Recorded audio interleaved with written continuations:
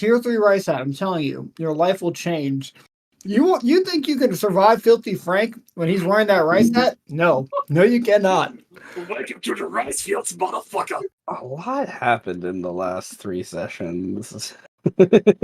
like, but nevertheless, we are less than 36 hours from when the beast arose from Birdman's manipulations and things of the seals and his control of going inside it and loosely controlling it like a robot almost. And then uh the discussion of there's still the sixth and third house that never released the seals, so the beast is technically still bound by hand and foot. So you guys made plans to travel and track down the Sinus, to go to the Sinus lands where Vear of the eighth house, is supposed to be. And you, there was lots of random shit that happened in that session, but that was 2 sessions ago. But nevertheless, you guys are able to talk with the guards and figure out that Veer has arranged a meeting with the walkers and some of the other, and apparently some of the dwarves are meeting with him as well. There was some initial discussion for many of the non-walker characters, like Animaesus characters, like for characters, kind of what that means and kind of the political moves that Veer is doing. But you guys decide to give chase and are able to use your newly procured magic carpet to alleviate some of the time that you were significantly far behind where what Veer had already done, traveling north. You guys come to the ferry, which we're going to return to here momentarily. Cross the ferry, and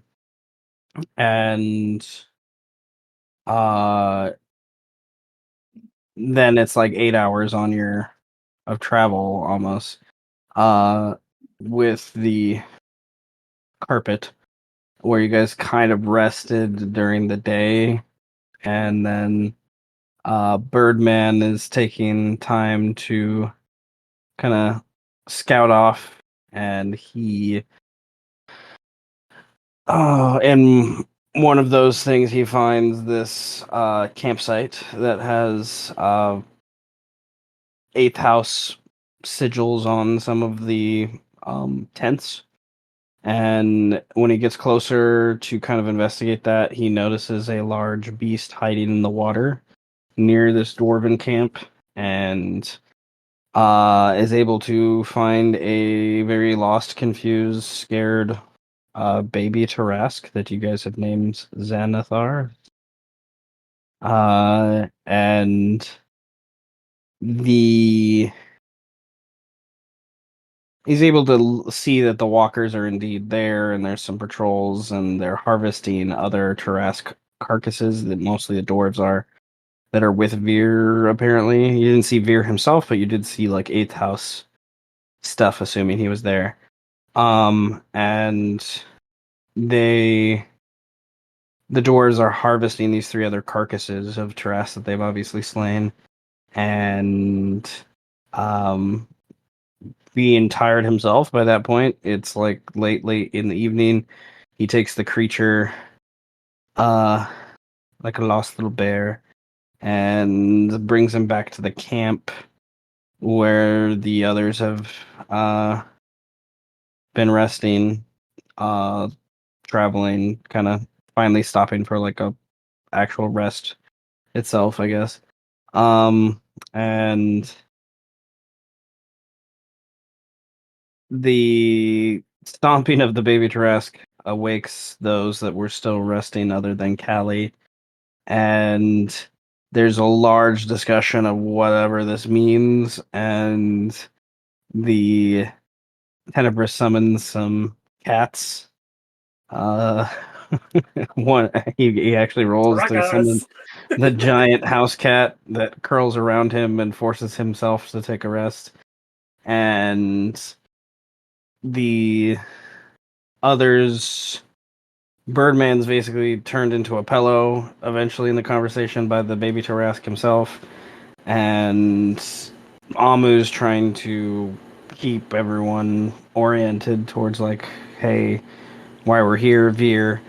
But the implications of like the naturally born Tarrasque baby as well as this giant cat kind of, I think, stumps most of people in that moment.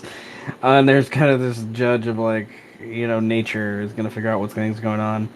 Um, the undeath and whatnot, and the clones, like, how much, like, there's a lot of like Amu and Birdman sort of are just a lot. There was a long conversation of just like what the like there's a big this is really significant. Like Tarrasque aren't supposed to breed and things like that.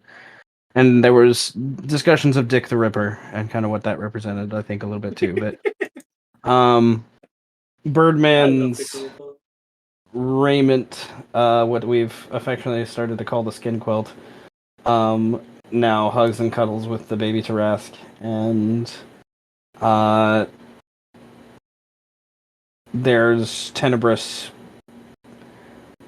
creates one of his followers with a polymorph spell, and at that, Callie shoots up awake. This is 2 sessions ago, and there's her clockwork eyes whirl with anticipation, and she states in a voice that's not her own, "Protocol activated, sending now," and the camp kind of sits in silence.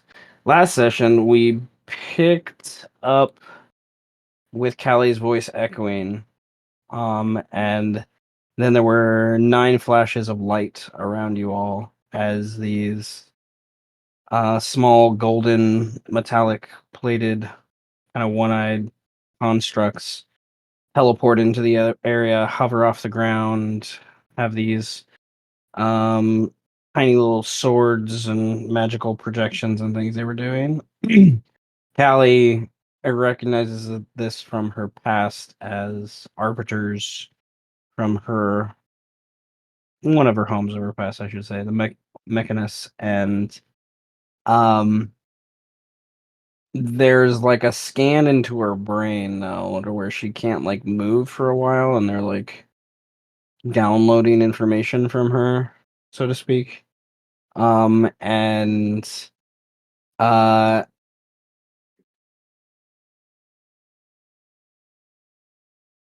you guys, there was she kind of shocks awake, and Callie does, and then she basically says, "Prepare to fight," and you guys fight the arbiters, that are here. Tenebris easily destroys 4 quickly with some flash of lightning. They try to reorient, but the new baby Tarrasque jumps up and gets distracted by something else and kind of starts to go to this water pool in the mud, and Birdman follows the little Xanadar towards it. And the as the arbiters fall, Tenebris takes a moment to pick up one and notices that they're made from, they look, it's gold, so to speak, but it's not gold. Like, it's obviously another metal or material that's not from this world. As Birdman watches Z, as we affectionately started to call the little Jurassic. Uh, he gets ambushed. Birdman does by these chains that get thrown around him, and this dwarf jumps out of the bushes, wielding the chains, and in that same moment, there's a roar from Z. There's a wrap up with the arbiters a little bit, and more dwarves start to show up. And Callie does reverse gravity, kind of turning everything aerial, and then bringing it quickly down to the ground with, uh, the gravity taking hold and the firestorms and fireballs and other things that happen during that quick little magic interplay, kind of taking out what's left of the dwarves that showed up. Amu is able to find Z in the mud pit, and he's trying to commune with the beast, so to speak. And with Birdman's aid, they're kind of you guys getting a rudimentary understanding that the Z sees you guys as its new pack from the pack that died. And Amu kind of connects to the natural area and kind of communes, and um he's able to figure out there are other doors nearby.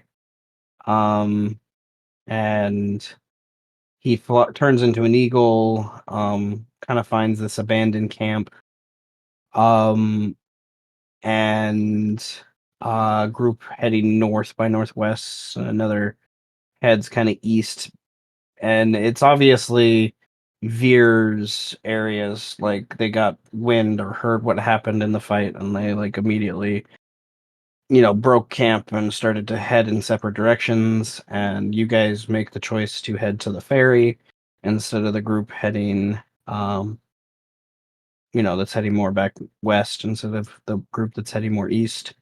And Amu opens up a portal through a large tree, and you guys start to walk through there. Callie being the last one to kind of go through the tree, she sees a large construct arrive, appearing with a teleport out of nowhere right behind you all, and goes to the fallen arbiters that were destroyed and picks up one of them, and then locks eyes with Callie before Callie steps into the plant. And you guys will pick up at the ferry.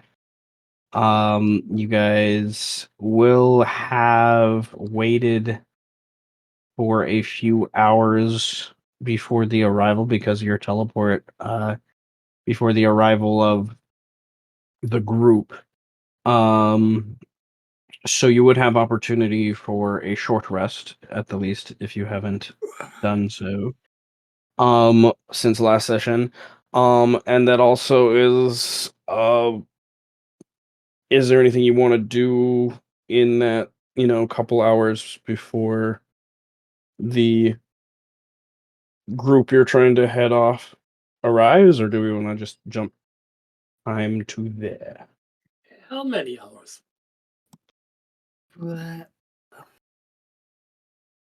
The exact time is not something you would know exactly without a check, but I will say, like I've already said, 2 to 3 hours. Mm,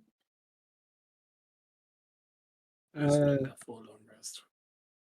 yeah, this is even for an elf. That's not enough time.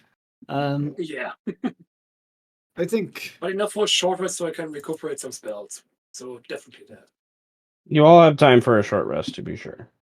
Long rest, you will probably you will not be able to complete a long rest before their arrival. I will know that for sure. That's fine. I think I only used enough to up to 5th level spells, so I can recuperate that, no problem. And 4th level, and before I would definitely use a gift of alacrity on myself. and Amu would bring up the question. So, oh, we're only giving him one opportunity to come with us peacefully. Yes.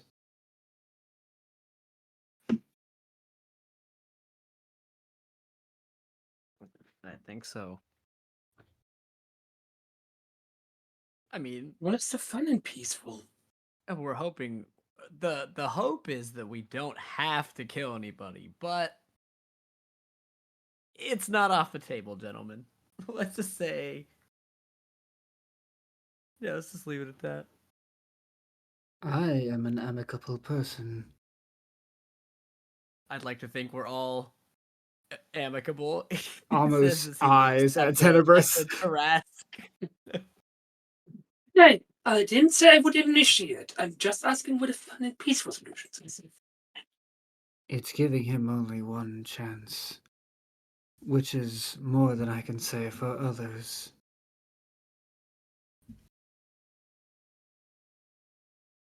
Frankly, No, you say, little weasel. I'm quite tired of having to drown every one of my problems within these past few days. Oh, so it was you who summoned the tsunami. I figured something was off about that. Hmm. Yeah, And let's here, limit the collateral damage to a minimum. Let's not tsunami stuff or you know, rain hellfire upon our enemies and stuff. Super sick. But by the way, don't do that to me. But can we play this one a little close to the chest? You think? I Wait, know wait, you wait, wait, can. wait. Seth, what kind of check do I have to make to kind of guess who was responsible for the Storm of Vengeance? An insight check. I mean, you know the Storm of Vengeance wasn't natural. That much you definitely know. You know That's that what happened the last yeah what happened last night, I guess, so to speak. Yeah. Um.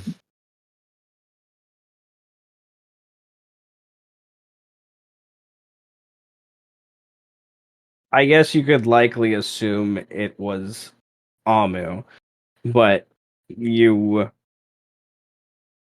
I don't know, like Amu's like the only druid you know of right now, I think. So that's where it makes sense. Like druids are common in this part of the world, but you know, just already I think understanding that well, I don't remember if Tenebris remembers this, but I don't know. Amu is a walking terrorist in a lot of ways. Mhm. Either way, it was more me, myself, the player, who had an emotional connection to dragons rather than Tenebris himself. So he would just be like, "You cheeky little bugger." I'd leave it at that. Mm. Amu is going to ignore the statements, like he ignores half of Tenebris's statements. Uh, and he would look, returning to Birdman's statement of "Don't do that to me." Amma would say, "I've noticed that you don't really that you can move through objects that are not exactly stone solid, and you seem fine. So I'm pretty sure my tsunamis would have little to no effect on you. You would Yeah, I can survive breathe at underwater least. now. It's pretty cool. For you, I could have much worse things. I could cause an entire necrovirus to plague your entire body."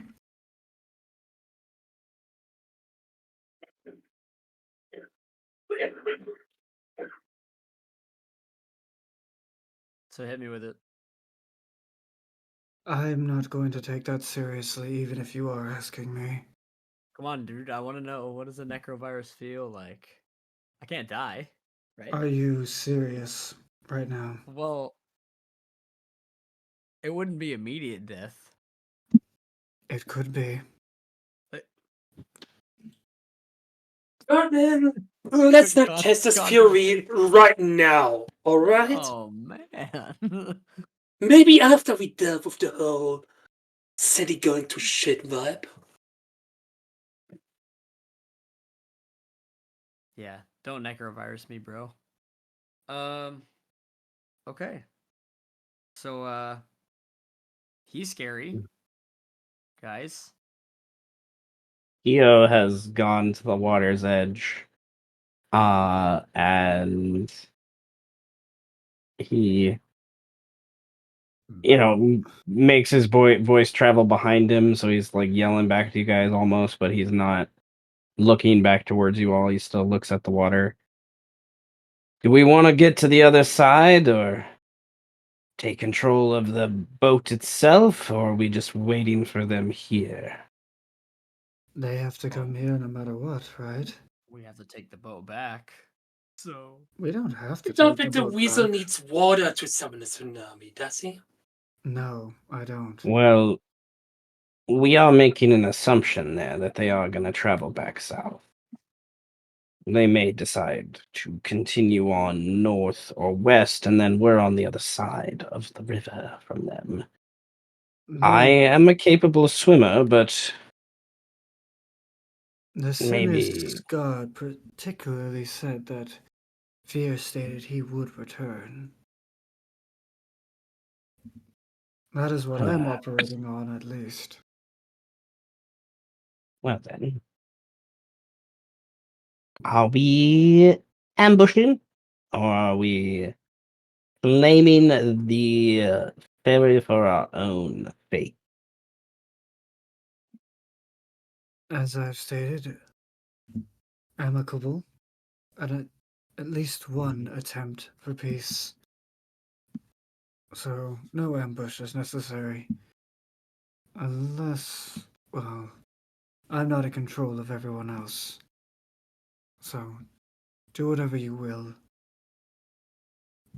Well, Veer is. We already know from what little we've heard, he's with at least one of the walkers. So we're not just convincing him. He's going to defer to them and vice versa, so this may not turn out as you all think it will. Amicable or not.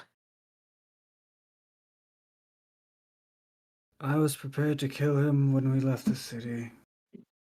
As I am, but I am also worried of what that means afterwards. We're solving a problem now, yes. But his death may create further problems later. The sin is, although I don't know, they can be flighty sometimes, yes. He represents a grasp in their trade and future. I worry what it would mean. Is all I'm saying. Do I care? Death always creates problems in some I'm way or here. another. Yes, but you're a fucking outsider, and you don't understand nor give a shit about it. You've already proven that at least 5 times in the last 24 hours. I'm about That is 50 my times older than you are. I've seen much more than you did. Don't you fucking tell me Yes, what I do and don't understand. but this is not your home. There's a difference, Elf. How can This you... is not your home. How is one to understand the rules of a house if one does not live in that house? Yes, you've lived in another house for It is thousands of... much similar to things I have seen 1,000 times before. Similarities don't have the nuance required for true understanding. You see nothing more than the surface. You see through a window. You do not breathe it. You do not live I it. will concede on that, and you might have a point there. Well, we will wait and see. They may be convinced with other information, but Birdman, you said you already Oh, I forgot to drop Birdman's token. Where's the My bird? token? I thought somebody was missing. I was like, something feels Wait. wrong. Something feels off. Can I just say, I absolutely fucking love playing a Contrarian. It's so much fun. Yes. You did say there were dwarves with him. So Yeah, they tried to stab me. And they had yes. markings of the southern dwarves that you've that have been encountered So before. Yes. the walkers are working with these dwarves in some way. Hmm. There's something else at play here, my friends, and it requires at least 3 drinks before we continue. He gets out his flask and continues. I'll drink to that. He hands Birdman a drink I'll after take he a drink takes one myself. more. I'll drink. He lets Birdman decide whether or not Tenebris gets some. Giovanni doesn't specifically answer. But nevertheless, Which is um, 10% doesn't have a drink of his own. This is certainly a challenging development, though. Enemies of the south and allies of our lands potentially cohorting with one another. Hmm. the dwarves are persistent. Persistent. There have been developments of this for a few weeks now. Different houses have taken claim and ownership. By this point, anyone that would know anyone is from the ninth house, and they're dead. So, unless Birdman would want to contact your girlfriend or whatever she There was, is one. Not my girlfriend. And 10% turns to Carly. What do you say to that, Clocktower Tiefling? What should we be doing right now? I know of your I'm past. sorry I didn't hear that last part. Clocktower Tiefling, what should we be doing? Hmm. I'm not sure. Um.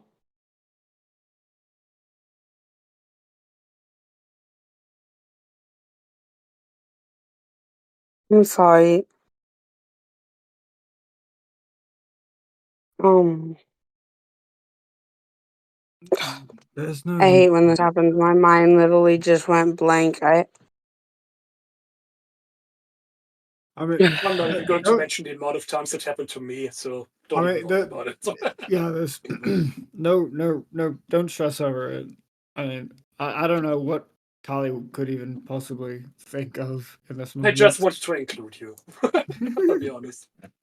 Oh, I understand. That's fine. I just literally, my mind went blank in the middle of me talking, and I'm just like, oh, fuck. But I yeah, feel it so hard. Callie is just like, I don't know. From what I understand, your dealings with the Ninth House were cut short at some point, and your information on them is rather limited from these past few weeks or perhaps longer, yes? Yes, I tried to find out as much as I could, but the ninth house kind of kept it under locks. I'd say of all those that we've robbed in the past, Xantha was certainly the most tricky to get around. And Okafor. The The phone was mage. surprisingly straightforward. well, can any of you 3 we will return? Well, maybe we could go ask his body some questions. Hmm. I don't But remember. would An his body idea. talk to us? I know a cleric and a wizard that, well, the wizard's been dead for a while, but there might still be a cleric from the sixth house that could. You mean speak with that? Sure.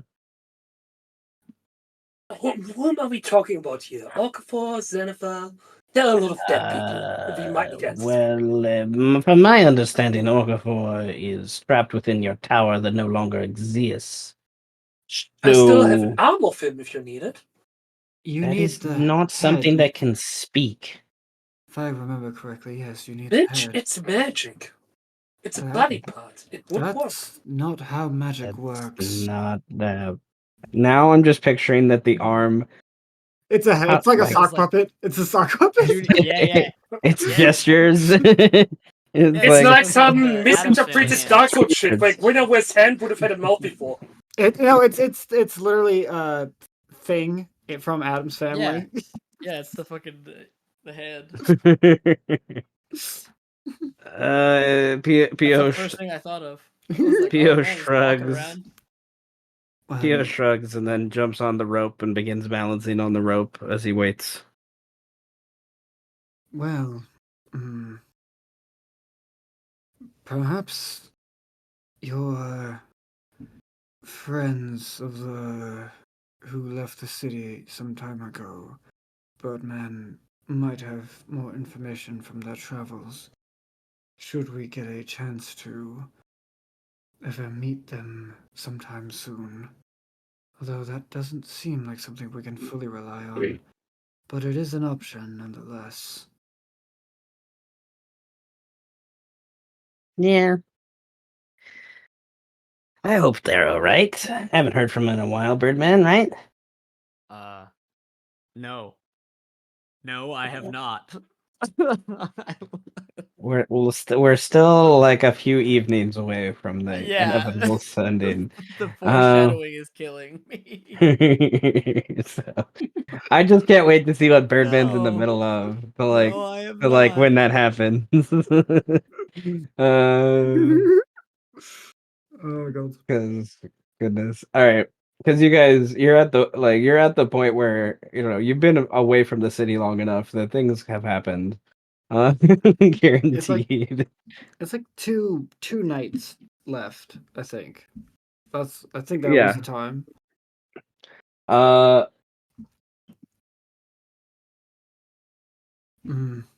Well, literally right now, like why you guys are having this conversation is because you guys like slept during the day and you guys kind of messed up your whole clock and schedule and something like that. But you guys are picking I up. that point ever.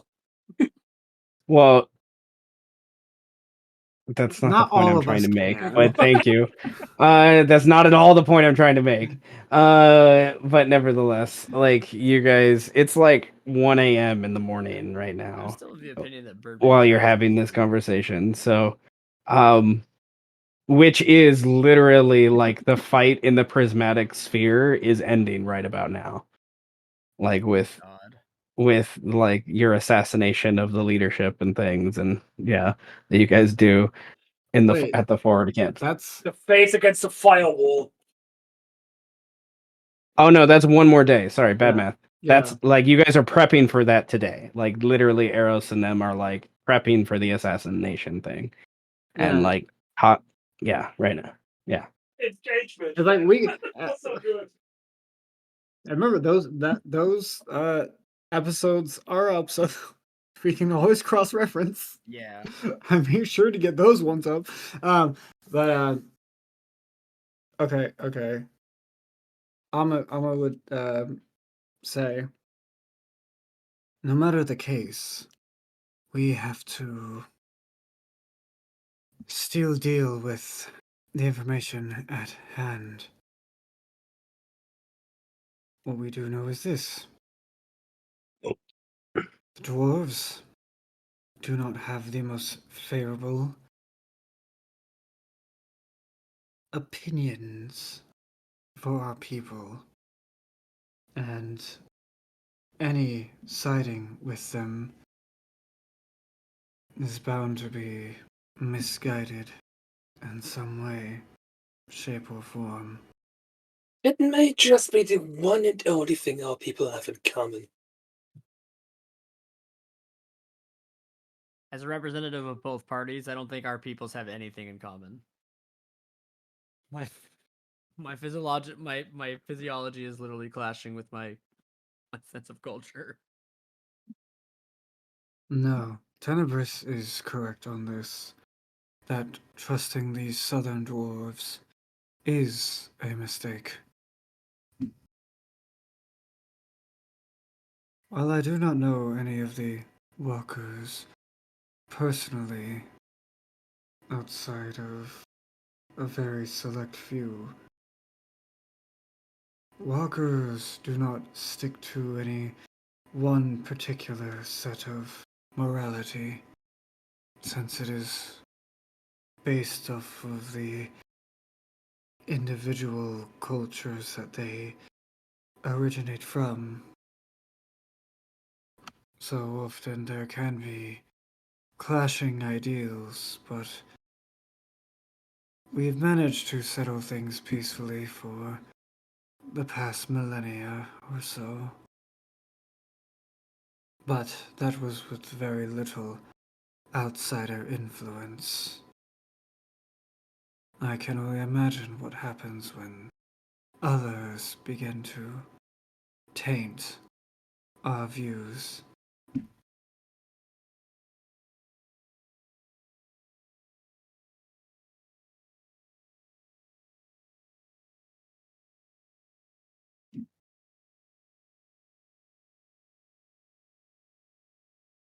Anyway, merely something to ponder.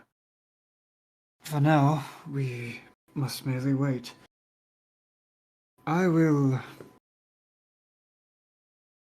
for the meantime, ensure that the that those that we are looking for are traveling within this area. And Amu will spot some birds and wild shape into them so that he blends in more to the biology of the area and will go scouting.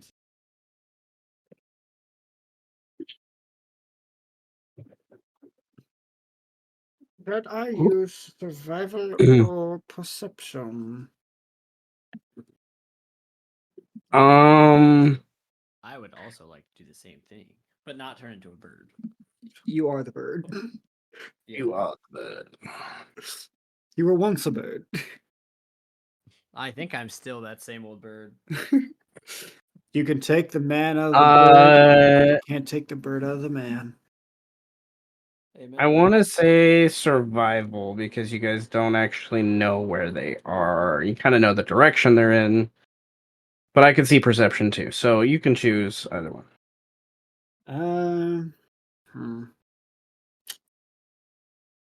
I'd say Birdman should do survival. I'll do perception because if I'm a bird, I'll basically have advantage with my perception check. Yes.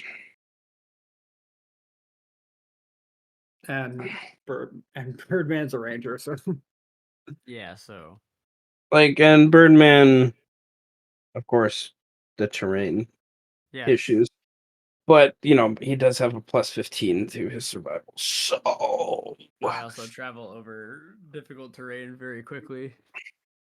I'm because fast. Ranger things. All right. Ranger things. Um,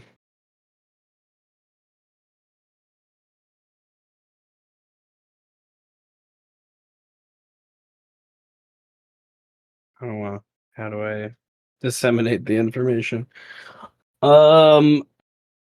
So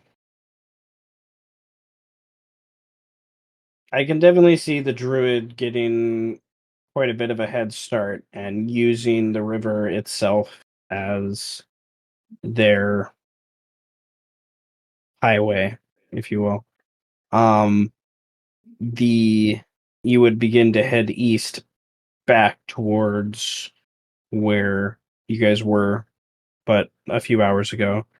When you face the arbiters.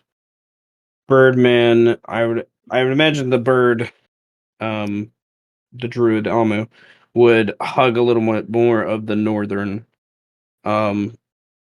shore, seeing that Birdman's kind of following behind you, trailing through the bushes on the southern shore. Birdman finds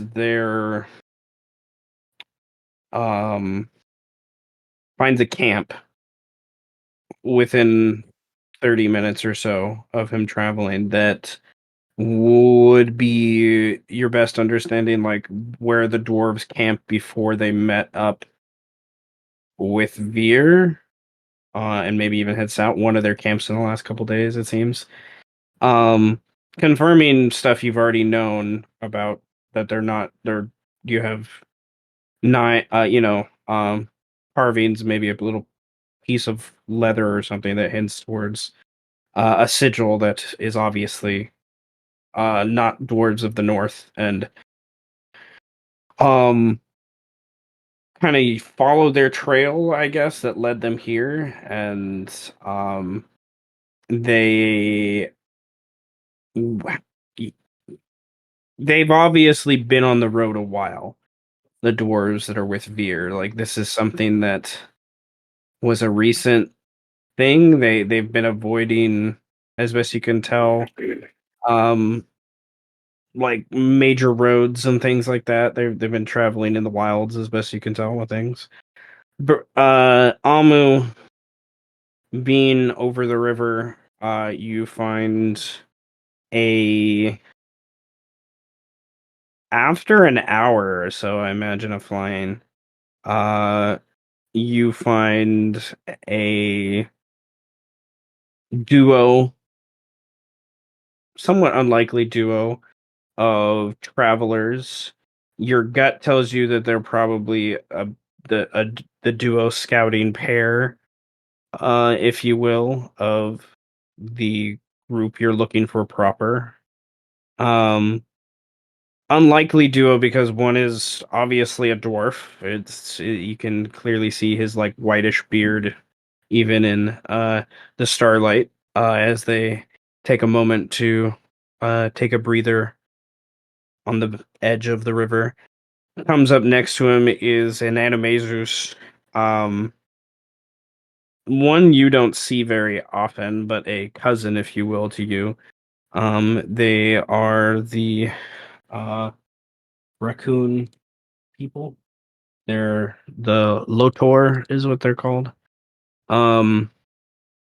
But he has a short bow in his hand, ready to use if he needs, kind of thing. They're, the dwarf's taking the moment to breather. It's obvious that this little raccoon man is just waiting for him to take his breather before they move on, kind of thing. You can, with your perception check, you're pretty sure you could follow back from whence they've came to go back, but you're assuming it's another 30 minutes or so that you'd be gone. And then by that point, you'd probably just be almost coming back with them in a way. Like ahead of them because you can fly, but you'd be traveling kind of with them back by that point with the pace they're at. So what do you want to do? I would be. So are they? So they're scouting. So they're crossing the river. Yes. They're looking. It's obvious to you that they're looking to see where they can cross, but you know this area, and it's like the ferry is set up because it's like one of the safe. It is like the safest place within a few miles to cross, kind of thing. So that doesn't mean they wouldn't try to do it in some way, but Okay. Oh God. Fuck. Okay. and the same question kind of it goes to Birdman. Like, how much farther does Birdman want to travel? Like, your check, you're gonna find things. It's just like, how much time do you want to get away from the rest of the group before? Because you both know you only have a few hours before they'd get to the ferry, anyways. Like, it's however quickly they're huffing it. I'm on land, so I'd probably only go like an hour out. So I'd probably only go like if I was at 30 minutes, find a camp. Okay, great. Come back. Be like, hey, I found a camp, so they might be on their way. Blah blah blah. But Amu can fly, so Yeah, I think Amu is going to cover more ground. follow their pathway back to see where they came from and who they're scouting for.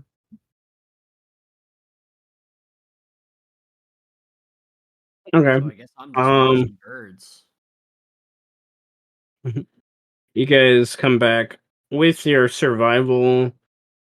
You basically can confirm just for everyone that they need to stay ready. Like, by the time you get back, that they're gonna be here within an hour or two. Kind of thing. So like, don't get too complacent, kind of is the tone, I think. Z doesn't care about that, so just so you know. He's probably sleeping. Oh, what? He got kind of banged up. What happened to him? Yeah. But Amu, you break through the trees that the it's basically you're following the dwarven trail. Like this, if the dwarf wasn't here, you probably wouldn't be able to, but the dwarf is obviously using his small little short sword to like cut branches here and there and like make his way through. Whereas the Lotor would just get on all fours or whatnot and squeeze where he needs or climbs where he needs, kind of thing. So you are able to follow the dwarven trail back another 30 minutes or so, and they've kind of broken away from the river. They're trying to stay away, hidden, you can tell, not be in an open space. And you land on this little tree branch where there's at first a group of dwarves, a trio or so of them, and they're just trumping along. Another two behind them, another 20 paces behind them, trumping along, uh, complaining about the foliage and stuff, as best you can tell by the tone. And you don't see anything else, and that's kind of what concerns you for a moment until there's this like little zoom of this feathery creature, uh, and they land right above the dwarves and call out to them in a high-pitched common voice. You're pretty sure they're a trokill, hummingbird folk, and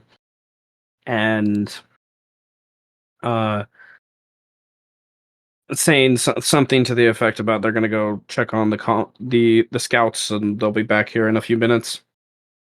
And the dwarves just like, we're keep trucking on. Is he coming behind us?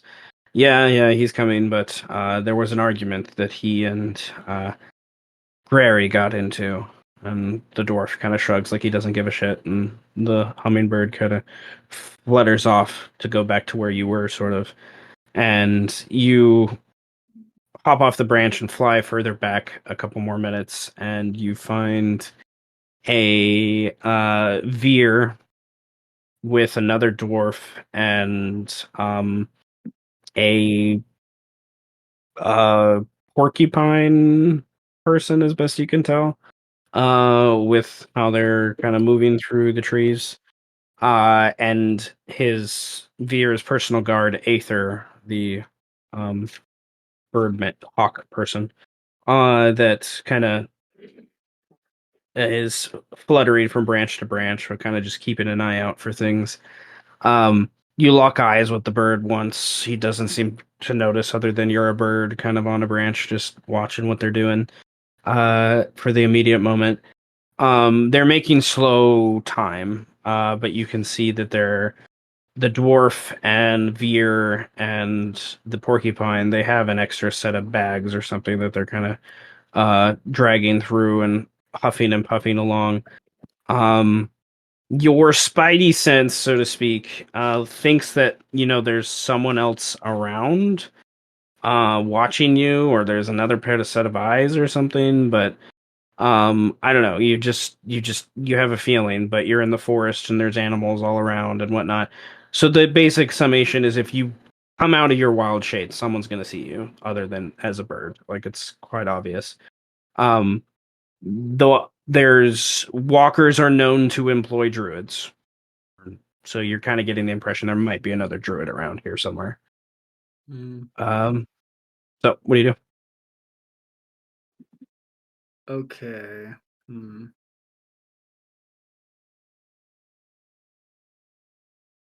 Then I'm going to. Da-da-da-da. Okay. So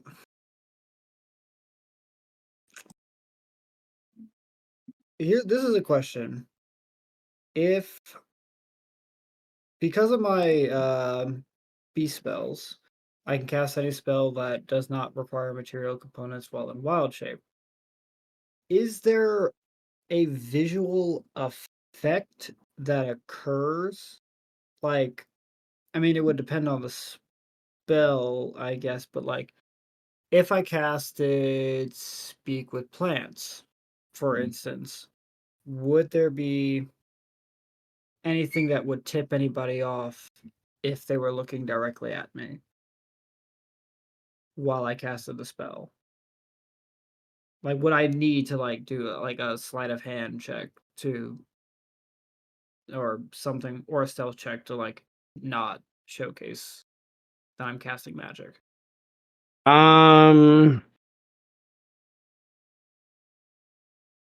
To me, it's more of okay. First question: no, there's not like something that shows up. It's just literally if someone's watching you, are they paying attention to your mouth or your hands to see that you're doing something? So there's that. The other, the other, I've debated about for years. How fair would it be to the casters? Just like every time you cast, there's just like a sigil that appears. It'd be like, God damn, it's mean, but it'd be fun. No, Just like on your trickster robes would be forehead. destroyed.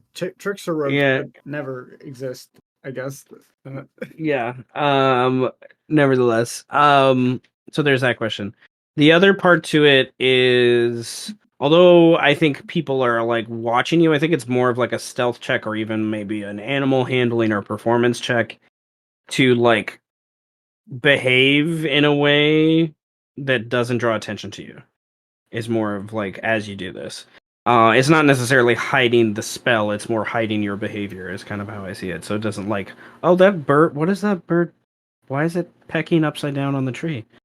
Why Kind of thing. why is that bird doing a headstand?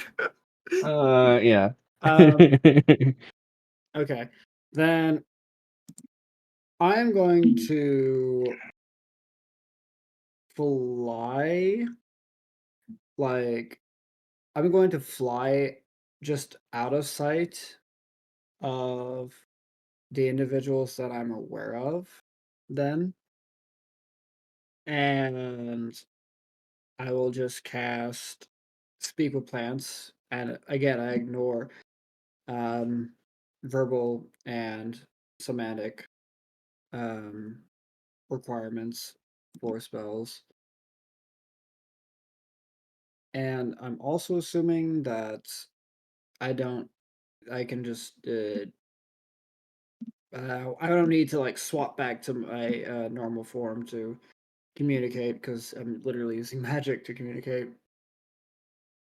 Especially this spell. Yeah. This spell is very different than Speak with Animals. Like the way it's like applied. Because you literally animate plants is literally what you do. With this spell. So um okay. Okay, cool. And I am just going to ask the trees if there's any if there's any animals that aren't behaving normally nearby.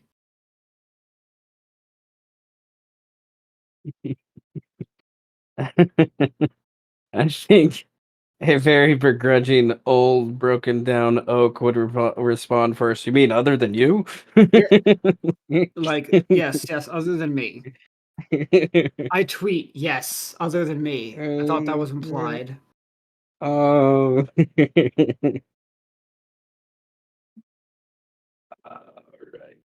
Alright.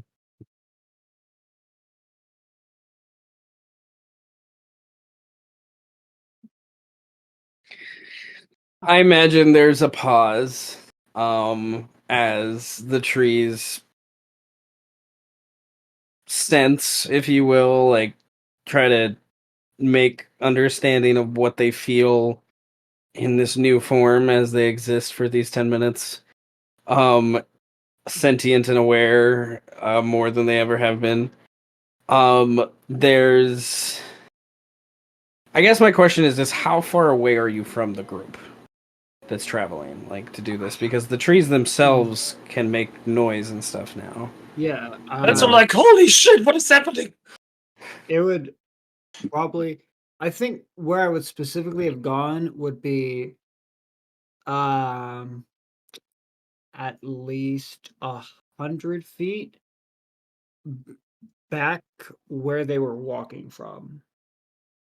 Like at least 100 feet back from where they were walking from. I think that So would be. follow their trail back 100 feet. Okay. Yeah. All right. Okay, that gives you, and they're keeping. Okay. So to them, it'd probably be like a weird wind thing happening Must have been the that they wind. hear in the back. Uh, um.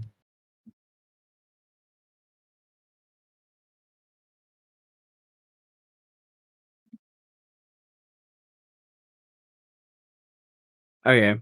So there's a pause, of course, as I said, and then you baby girl. Then there's the,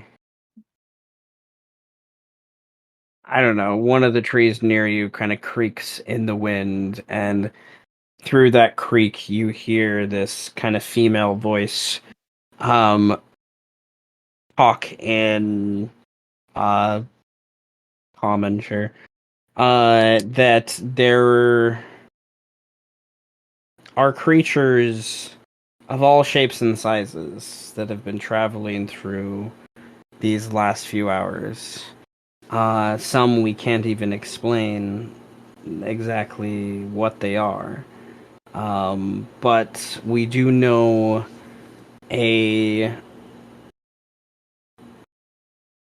trailing dragonfly, larger than the rest, has been zooming back and forth between the river system and this party, circling around the the little bird woman.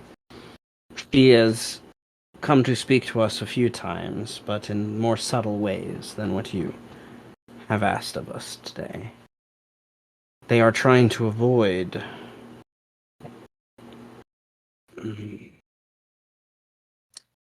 maybe it is you. It seems they are trying to avoid someone. They hint to a creature not of these woods. But you are of these woods, so it must not be you. Your gut would let you know that they've mentioned, you know, the outsiders and things like that. They've mentioned Birdman and Tenebris and things like that. That's what the trees are talking about. Is things that are not from the lands that are here, kind of doing things. The dragonfly thing is they have a druid with them that's been traveling around as a dragonfly, trying to keep them aware of what's around them and keep them hidden as best as possible. Cool. Cool. Well, Amu thanks the trees, and he's going to fly a bit further back And I will cast once again transport via plants to get back to the group. All sorts of spells. I love it. uh, Level 20, motherfuckers. I love it. All right, for Did you just use 2 7th level spell slots? It's a No. 6th level spell slot. That's still a lot. Yeah, and I still got a 9th and a 7th. I'm fine. Amateur. I got 2 knives. Okay.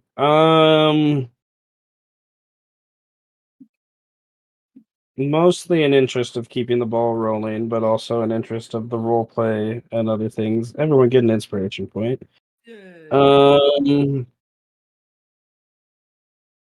All right. You transport via plants back. You can guess by what has been shared here quickly, we can say that you have less than 30 minutes or so, maybe 30, 45 minutes or so, before they come to the ferry. Kind of situation. What does the group want to do? Okay, so Amu reappearing out of the tree.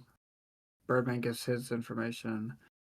Then Amu would state there are 5 dwarves currently.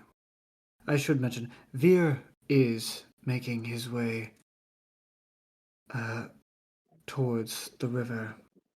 He is traveling with 5 dwarves, technically 6, one of them being a scout, alongside a Latour, a raccoon person of all things.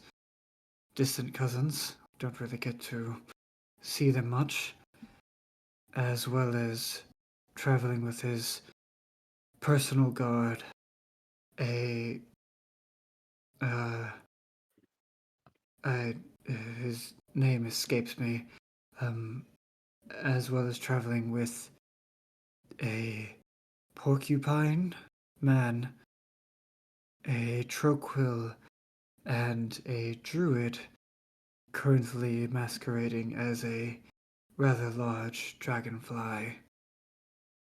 So, in terms of numbers, we are outmatched.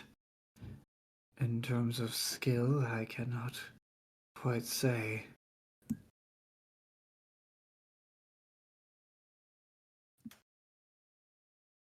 So Veer's got more bark than his bite. Just so you all know, Pio would say. So it's more his guard and these dwarves I would worry about than him. And whoever the hell this druid is. And if they can change into a dragonfly, okay, cool. But if they can, summon a tsunami like you, then this is a different story. maybe there will be more collateral damage than I thought there will be. Maybe. Perhaps. Maybe. Well, That's so much only. for playing this one close to the chest. That is only if things do not remain peaceful. But that begs the question. Knowing their numbers, are we going to attempt one chance at peace or no? I am gonna throw a vote in for one chance at peace. But what do we do if we have to, kill a bunch of dudes? Are we just gonna?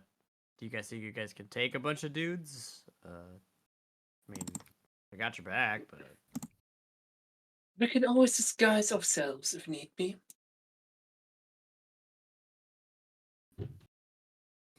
what's the backup? We disguise ourselves and kill a bunch of dudes. Well, because the only one we really need to kill is Veer. Like, in all actuality. But Well, it is a possibility that I can damage Veer enough to at least get him to a kill point for someone else. I can't say anything as to an escape plan. I can always get us through the trees, but the odds of coordinating that along with killing Veer in one go, I cannot guarantee.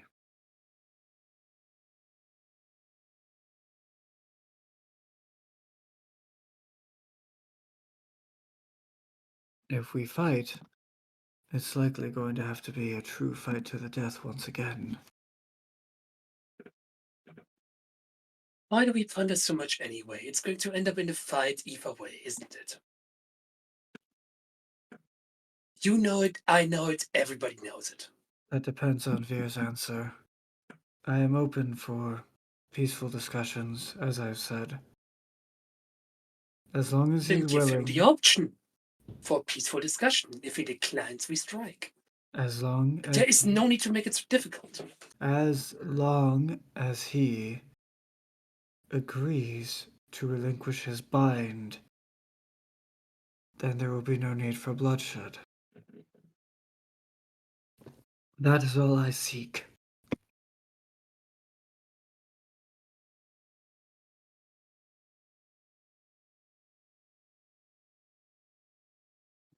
Then what Right. are we waiting for? him. The ball's in our court now. We have a greater advantage being here than he does there.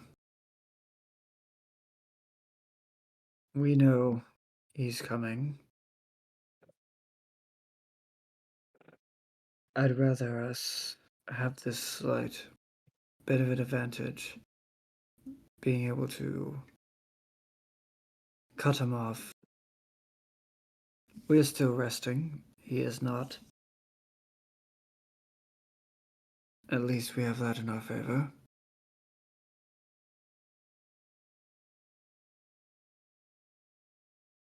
Plus,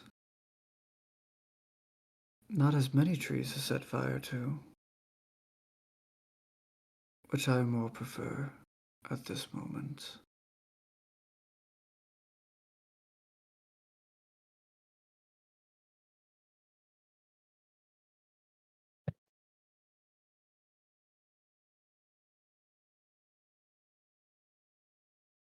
In the lull of the conversation, Birdman will say is the first to notice before others do.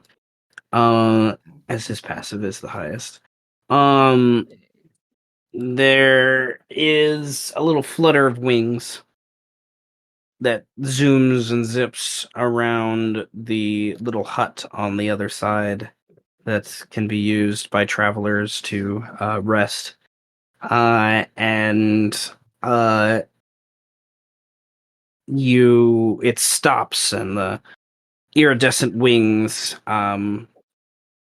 glitter in the starlight. You see Birdman and then others thereafter. Those of you that got a passive perception of 20, definitely. Those that do not, it's probably you just see people looking over there and eventually see this glitter of light across from the wings, kind of feathering in the wind. And there's obvious, it sees you, and you guys can see that despite its distance and how small this thing is, it's a sentient creature. It is a little trokill that kind of shows up. Obviously takes you all in, and then is going to dash back into the bushes and whatnot. Can I try to grab it? Like, how far? It's on the other side of the river. You. This is on the other bitch. side of the river. So, but kind of dashes back into the darkness after they see you. And you don't hear anything for a minute plus that goes by. So do you all continue to wait is the question. We have to move now. Hmm. Man, I didn't hear anything the past 2 minutes or so. What did I miss exactly? the Trokill that I saw earlier is on the other side of the river, and we spot it, and they spot us, spotting it, and it dashes into the darkness of the tree line. And I reckon we wait, eh? Birdman, are you aware of the concept of a white flag?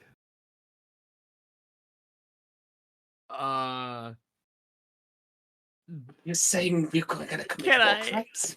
I do not think Birdman has ever been in a white flag situation. I think it is always be behind the table with the gun situation. Me and Eros never got into a lot of white flag situations. Tenebris looks extremely excited at the concept of fort surrender. Should I take? Me thinking back about my friends. No, I can't say I do. I don't think I've ever seen a white flag raised ever. But you understand the concept, yes? I mean, I get it. Like you know, peaceful negotiation. Your bow, it can do different magical effects with its Oh yeah. arrows. Perhaps you could fire something into the sky to create a white visual of some sorts. Oh. Yeah. I could. I, Yeah. I, Should I su- do that now? I suggest so. That Trokill Okay. more than likely could alert that group. While this is the safest part of the river to cross, they certainly didn't seem too opposed of the more dangerous sections. They are aware of us, and we're having arguments about us as well. Mm. All right. So I guess I launch like a white bowstring, just like a little light into the sky. Go ping. I have a bad feeling about this one.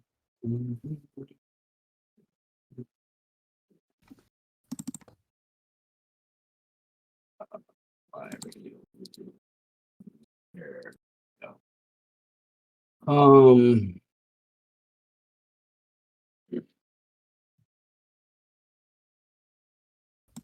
okay. You shoot a little light into the sky and you wait a few more minutes. And after another, 5 minutes or so, a little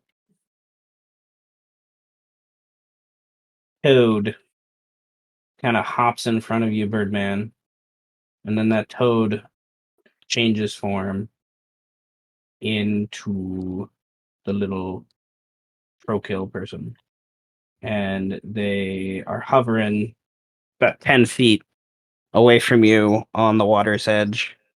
Their wings so quick, helicopter noises, small helicopter noise almost, kind of against the water. And they look at Birdman. There's an obvious hint of confusion, maybe of disgust.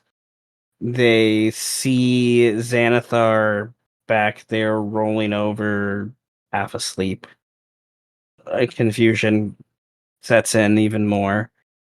Then Tenebris walks forward and it juts back 20 feet. What's this thing? A druid, though I not know what circle from. You see a little hummingbird It's person. kind of cute, I can't lie. We know Vear And is on his way here. it So? whatever it was about to say or think, once you say that, it like stops and looks over towards Amu. In Sylvan, it says to Amu, "So you are the ones hunting us." Hunting is a strong word. This can be ended peacefully.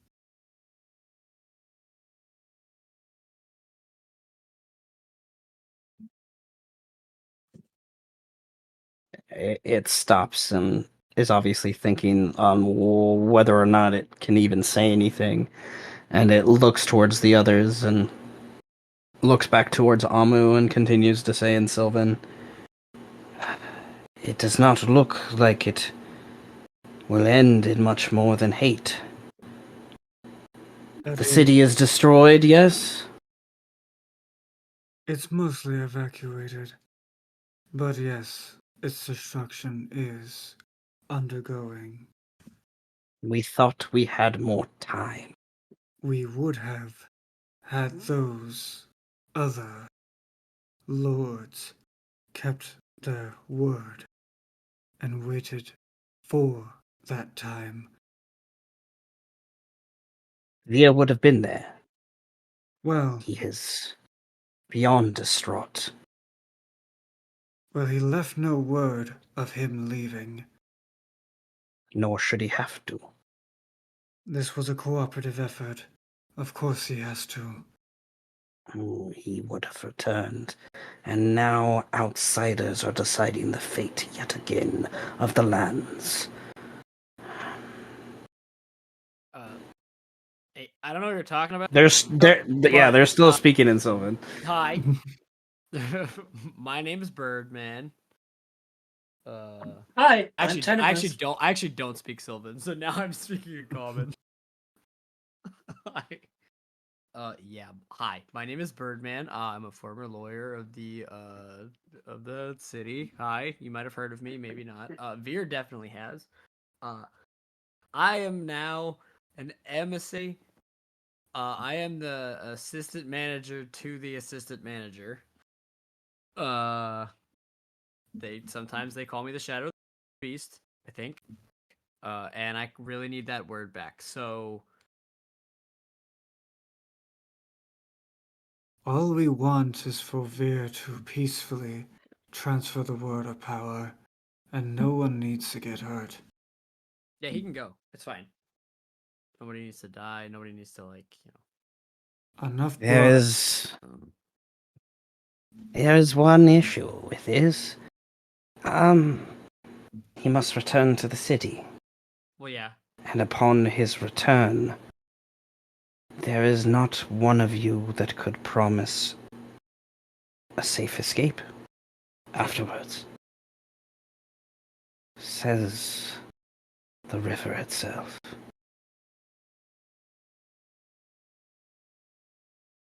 Not every form of nature can speak to the truth of nature.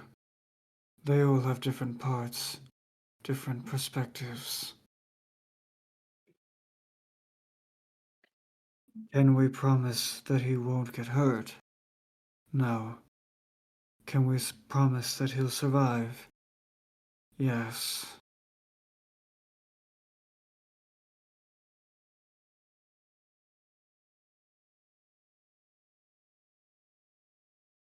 These dwarves are using him. He knows it just as well as I. But he's wanting to use them too. At least I think that's what he thinks. By this point, we were sent this far north just to ensure that the Sinis understand their place. And in the process, we hear the city crumbling. Elites will make actions now. I cannot control what will happen to the city upon your return, neither can you. Vear wants to do well by this, but the dwarves we are with, they need a voice. And one such as Vear's could trump even the perennial wonder. The Sinis themselves are the few that do not listen to the walkers. Be that as it They may, can- the city is going to crumble, no matter what. We were preparing for that inevitability, that outcome. It seems to me that Veer has been tricked into leaving the city before the appropriate time. Yes. Well, there was groups of conversations you were not privy to that we convinced him to leave. And by we, you know that it means the walkers convinced Veer to leave. Like, you're pretty sure. We needed the Sinis, the North. Without their... And she looks over at Pio and looks at you, and she kind of cinches up and says in Sylvan this part again. The Mustelin have been roused, and their distraction away from the North will only encourage blood to support blood. The dwarves have all but sealed this. The dwarves have she gets kind of confused herself as she gets tired of like the different things, and she says, the dwarves that help us build our city, the city of the beast, they have been allies for 3 centuries, but their blood runs deeper than that. We are not so sure that once the dwarves from the south attack, they will not also rouse their armies in the north and take lands that have long since been decided over. We need the Sinis in that inevitability. Veer was going to solidify this. If he leaves now, there will not be a unified voice. If Veer does not This- give up the word of power, the calamity of the Tarask forcibly breaking its binds is going to be far worse than any territorial dispute is going to be. Yeah, And the we right have join. warned of this inevitability since its inception. I understand, my druidic friend, but things are as they are, and that is how we must take it. We cannot worry about what could have been or what should have been, only what can be now. As far as the Mustelin are concerned, my brother and I can quell them, as their rousing is our doing, but only for the sake of putting down that which has plagued the land, and that would be the city. We, Mustelin, are not seeking the blood of other Animaesus, only the return of the peace that nature once held but centuries ago.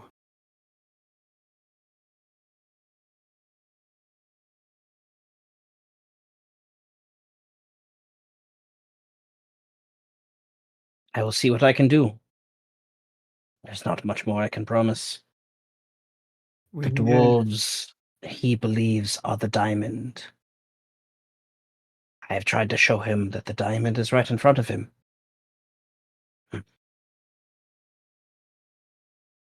If Veer wishes to put his place in those who have not been his family for all these centuries, then so be it.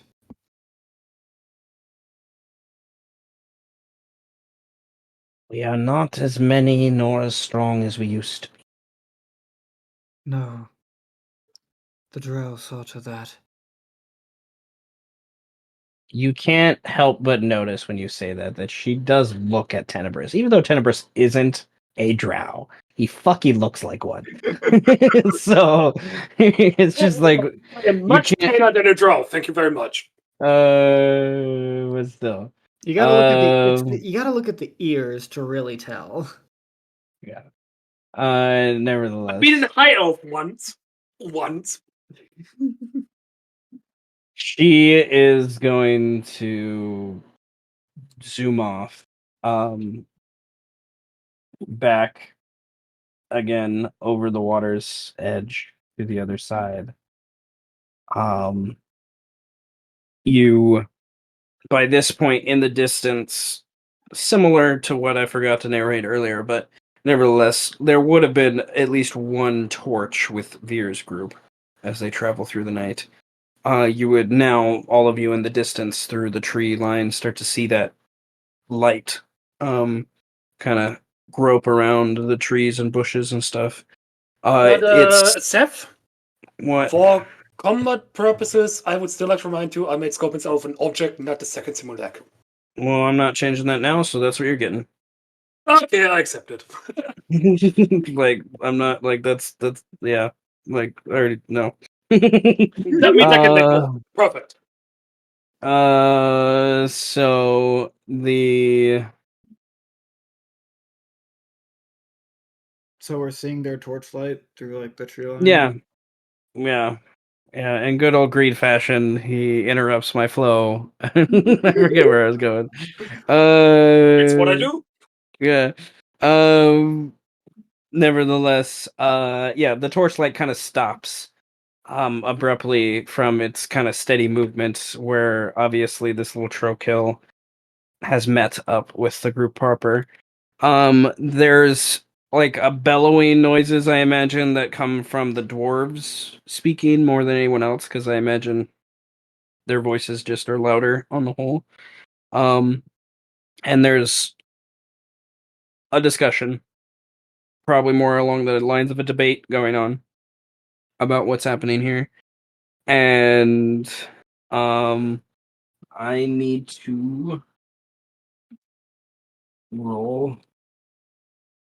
a check for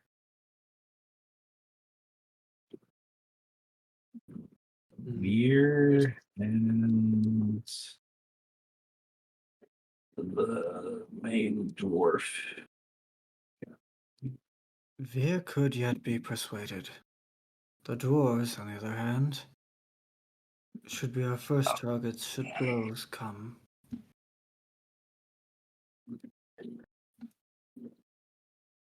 All right, I'm gonna spend an inspiration and give it to Brandon to give the little pro kill advantage on their persuasion. Okay.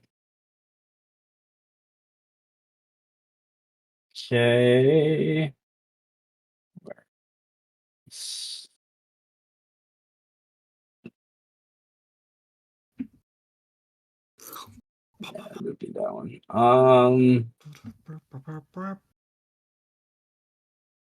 Dun, dun, dun, dun, dun.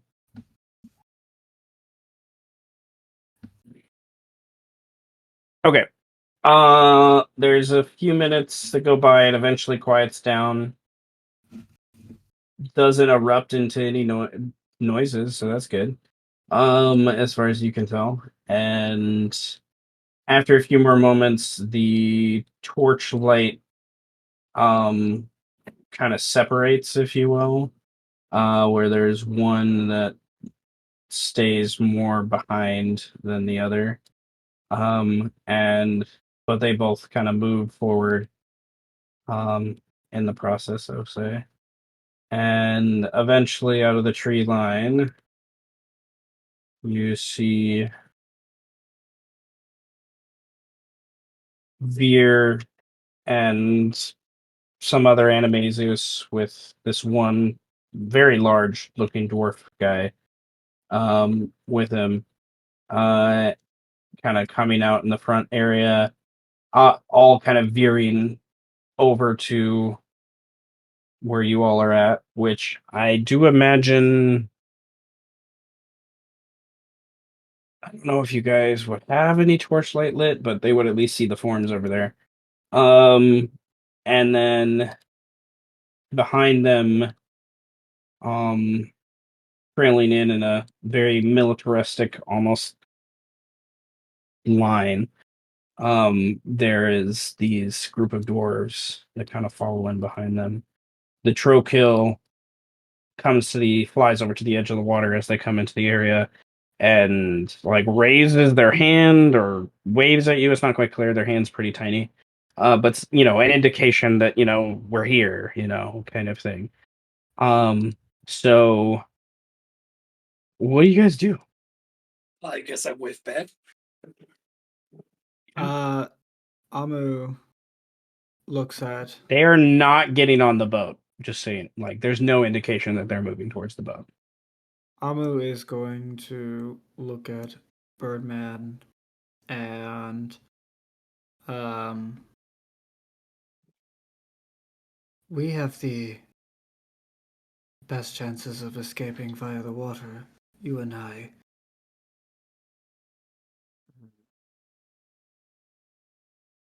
So, do we go over? I would say so. All right. If it's just two. If things get bad, we count to 3 and jump in the water. If by count of 3 you mean say 3, yes. Sure. We'll see. I'll count, and if we get to 3, we both just jump in the water and leave. Right. Right. I do have enough for one tsunami, if necessary. Well, Of course, I'm thinking about that. Or I could cast a storm of vengeance upon them all, if necessary. okay. That's another nuke. So it really was you! That was impressive. And Amu will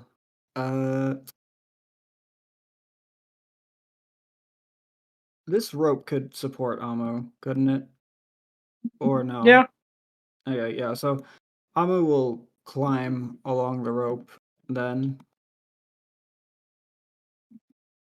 As I imagine Birdman just tentacle swims through the water.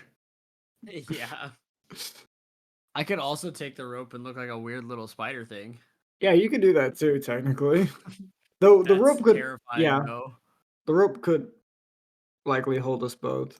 Since the rope also can. Well, the rope's probably more of a guide to the boat, not really holding the boat. But I mean, the rope can hold a boat, so I would imagine it can hold quite a lot. I mean, it's Does just the rope it's hold a boat? it's a It river. does, right? Well, no, it's a river boat, so like we're not expecting like storms to like create giant waves. It's just something to like keep the boat essentially steady. I would imagine. I don't know. Anything I can do to not swim in the river, though, would be kind of sick. The rope is mainly so the boat just doesn't. It stays where it's at. We're supposed to be. Yeah, like it just doesn't float away. Yeah, it's tied off to the boat, and you just like literally you have to pull on the rope and move the boat, along the way. Like you just pull out the stick on the boat and just move the boat, and it just kind of shrugs along the rope. Nevertheless, I yeah, always teleport my way over there if necessary. So we just wait and see what happens. And I'd say, Kelly, you, me, and my Lord Fawn Simulacrum and my polymorph things, we stick together for the time being. And just wait and see if we need to engage in combat. Okay, sounds good. So I'm gonna prepare teleporting us all over there, just in case we need to.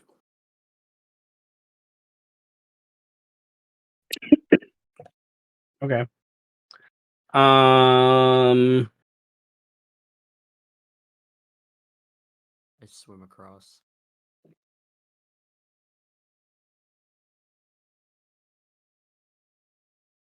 I'm picturing fucking Birdman looking like David Hasselhoff in the SpongeBob movie. Just getting propelled. You know, Across- putting an image in my head. no arm, no leg movement, just propelled. Just straight tentacles. His chest fucking pulls apart like a fucking rocket launcher. Just like a dolphin. Like Okay. I need to use the restroom real quick, so I'm gonna take a quick potty break before we do this. Oh, good idea. Give me 2 minutes. Fucking the dynamic duo back at it again. come on, man. I'm not ready. They're not back at it again. Well, not yet. Give it a few nights.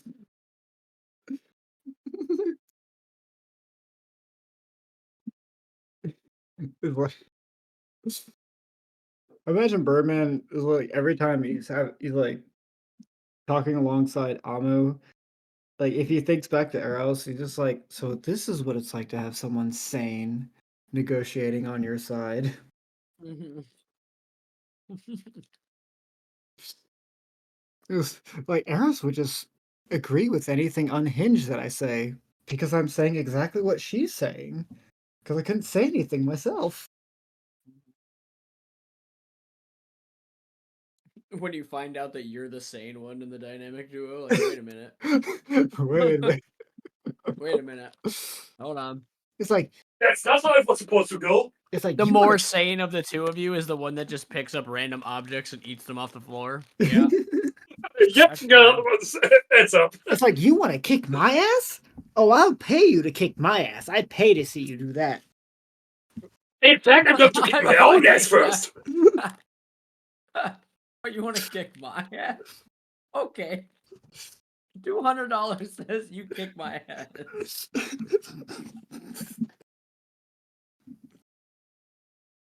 Where'd you break your neck? You break your neck at your house or someone else's house? My house. Someone else's house? Yeah. No, it was his house because that's why he was like, oh shit. Like, what happened to Your you? house? Go down some stairs. Your house? Somebody else's house. My house. Shit. Damn. Was it somebody else there? Was it? No, I just tripped on my own. Fuck. Oh, all right. I just love the side hustle of that scene. So wait. You kick my ass, and I pay you to kick my ass? Yeah, I'll take that. Okay. Jeez. All right. So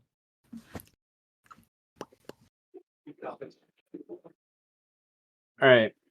The group arrives, kind of takes their positions as you guys swim over, climb over, whatnot. Both of you get an inspiration point for the cool imagery and also I don't know, splitting the party. It's only a Uh, river between us this time. other. Well, teleport always works. It's like we've been together for 2 sessions. Come on. We need a break.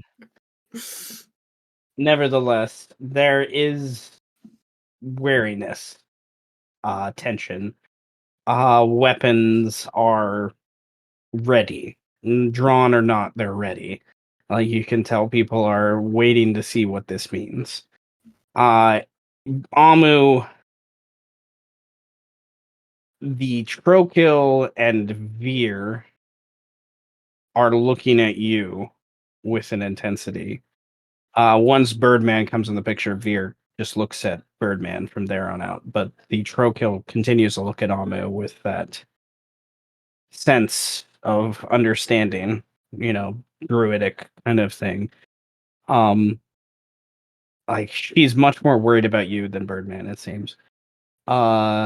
In some ways. The rest of them, once Birdman's in view, that's what everyone's looking at. I'm sorry. Like you look like a piece of snot that comes out of the water. Like it does not like That's rude.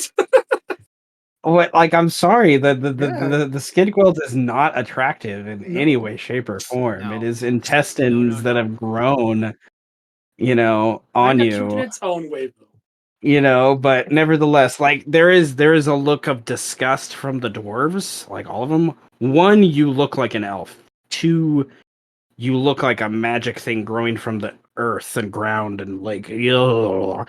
There's like all of the dwarves look at you with disgust.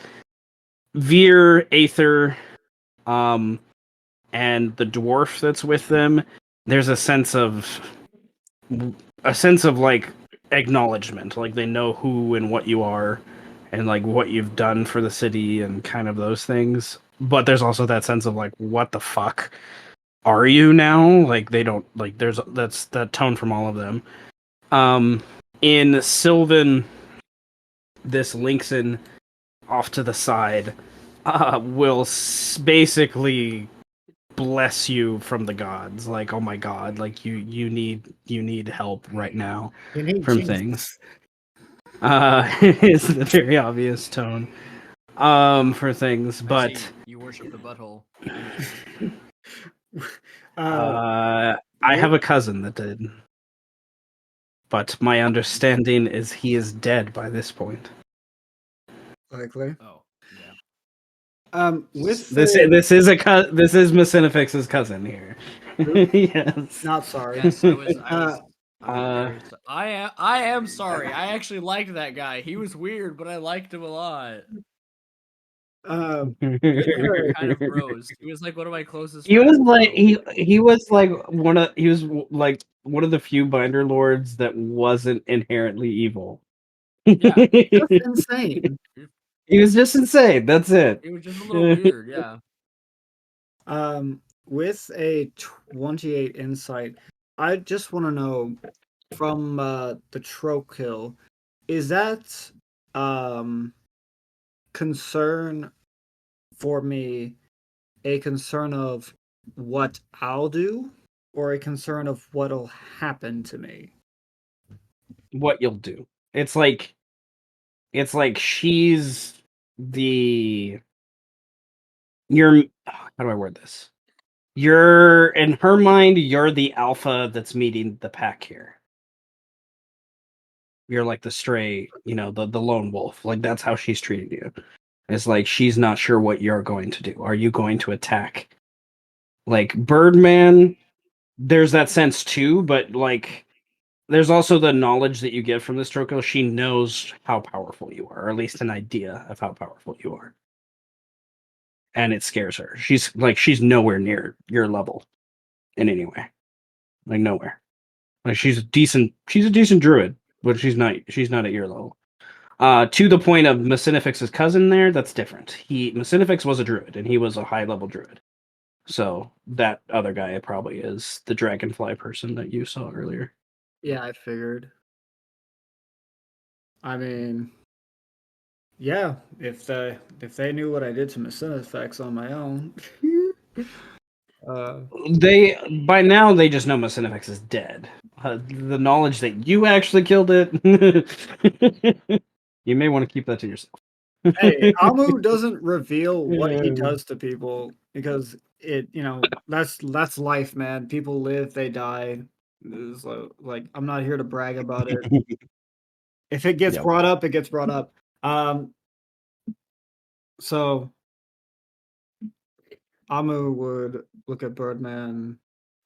Would you care to start, or should I? I guess that depends. Like, do we want to like Are we gonna like good cop, bad cop this? Like you talk about like the lands and stuff, and I talk about the Durask. Are we gonna like? How are we gonna do? Do you want to be the bad cop? Are we bad cop, bad cop? Are we bad cop, mildly okay, good at his job cop? What are we doing? How about we both use our own perspectives to convince Veer to remember what's actually at stake? Okay, so bad cop, crazy cop. Got it.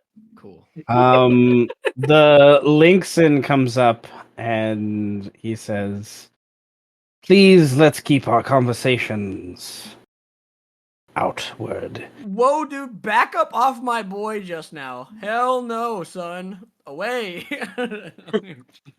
Away with you, beggar! That's the subtle way of me saying he has the highest passive perception. Right. I'm sure that before we arrived, you have all already had a conversation amongst yourselves.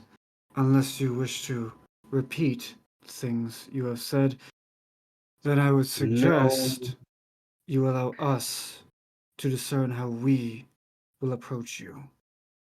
Fair? Fair. Veer, we have only one request. That you peacefully relinquish the word of power. I'm sure you are aware that much has happened within this city while you are gone.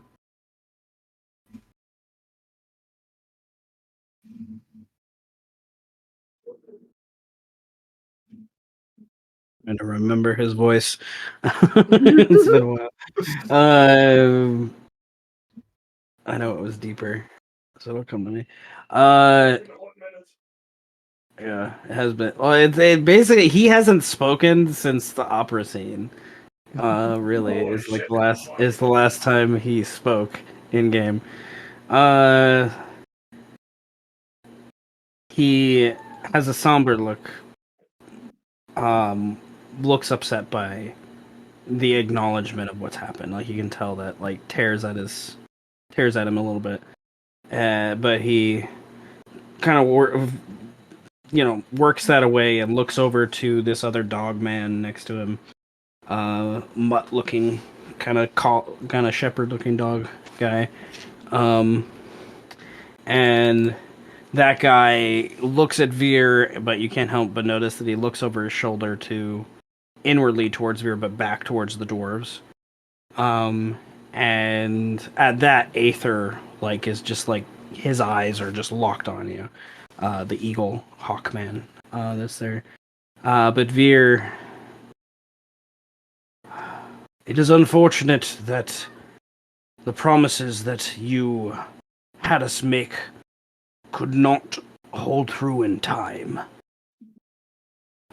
I was expecting another day, if not two.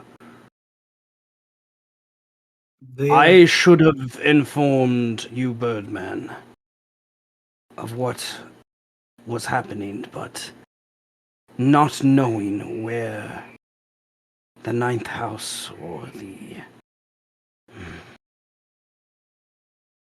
fifth house laid at the moment, it was hard to discern who I could trust other than you within the city. And then a lot has happened in these last few weeks. A lot has occurred since others have returned to the city, and I can give you peace.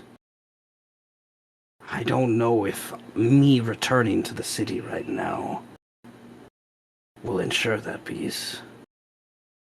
And there are those that don't think this is the action I should take. And he says this all in common, and you can see the dwarves behind him are listening intently. And the way he references those, he's talking about the dwarves. Like, he's made some deal with them. That, yeah. The peace. And he's... No, that's it, go for it, sorry. The peace we seek is merely the peace of right now.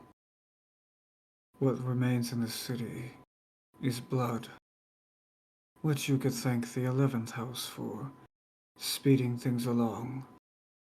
The 9th house, Zenithar, was under the custody of the 1st house, and the 5th house, Anton, was building something massive beneath his tower. The 11th house had no patience. Perhaps if they did not act, we could have had another day. Perhaps if I had known of your intentions of movement, I could have sped things along with your travels. But that is a regret for another day. For now, I wish to avoid cataclysm. The question is, this deal you have with others, does that get in our way?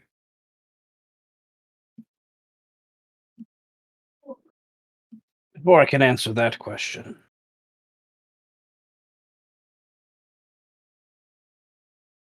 I did not communicate with you, Druid, because I did not know you, and I've never trusted your brother. But Theo was a bastard, yes. I should have, in some ways, I see. You do not have access to the same lips that return voices that come back to me.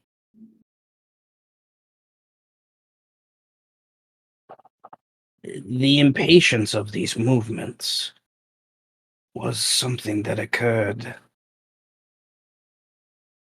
when the stage courts fell. That catalyst changed much. And I've been trying to figure out why. Why? And I have a few answers now. So, forgive me, insane Druid. I will not deal with you. Certain things I have learned from what you have done to speed along the destruction of my home, my city. No. No. I will not. So I have been forced to make deals with others because my own people have made choices to where I had to deal with an elf who was a bird who's now an elf, to where I have to deal with wizards and sorcerers who siphon from the land and the beast, that derange any agreement we made centuries ago. I don't know what else to do now other than to honor those arrangements, because those ones still stand. You can still honor your arrangements, and you can still honor our arrangements. I will honor yours, but My because arrangement you is have... directly correlated with the destruction of your home. I was But asked you... to take care of this. Yes. Yes. Birdman, you have been one of the few joys I've dealt with in this city. Honest and true. Something that has taught me that being Animaesus, yes, is important, but having a future is more important. So I will return with you in hopes for that future. And you can see the dwarves don't like this idea. Aether turns around and has drawn his weapon and will spread his wings. This dwarf is confused by what's going on. Obviously, wasn't part of the conversation. the dog guy here runs over to the rope and has a sword, and he says, "Get on board now!" And Veer doesn't waste any time, and he runs aboard. The dwarves are reacting in a negative connotation toward this. I need you to roll initiative because the dwarves are reacting towards what this is. Me, okay. Did I say too late what Fallen Oh, Simulacrum does? Can we still do it? Can I Ooh. spend an inspiration to roll? I'm certainly spending an inspiration to roll again. Yeah, assuredly. And I will spend That's much 3 better. inspiration to give myself a plus 20 for a 39. That was with advantage, I'm pretty sure, and a +8. Why do I always roll a 9 on gift? 1 on gift of alacrity. I'm so tired of this.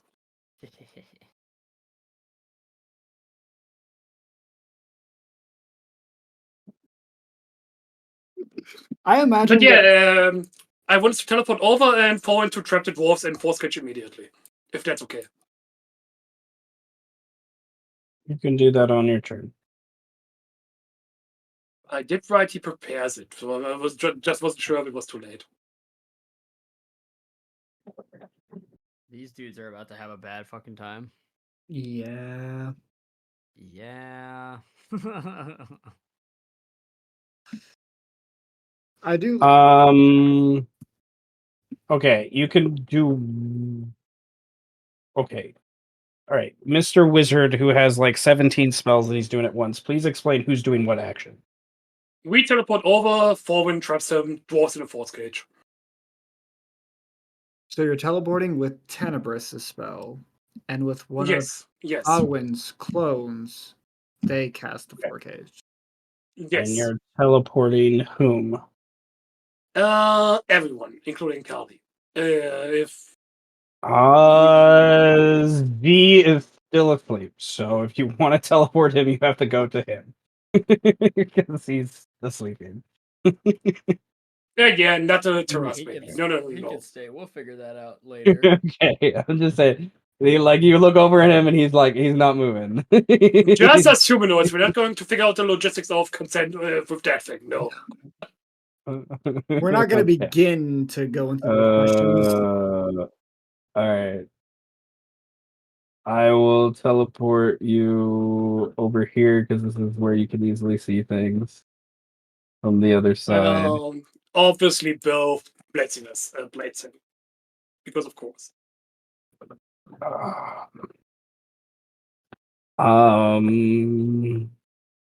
Okay. Post force cage while I finish initiative.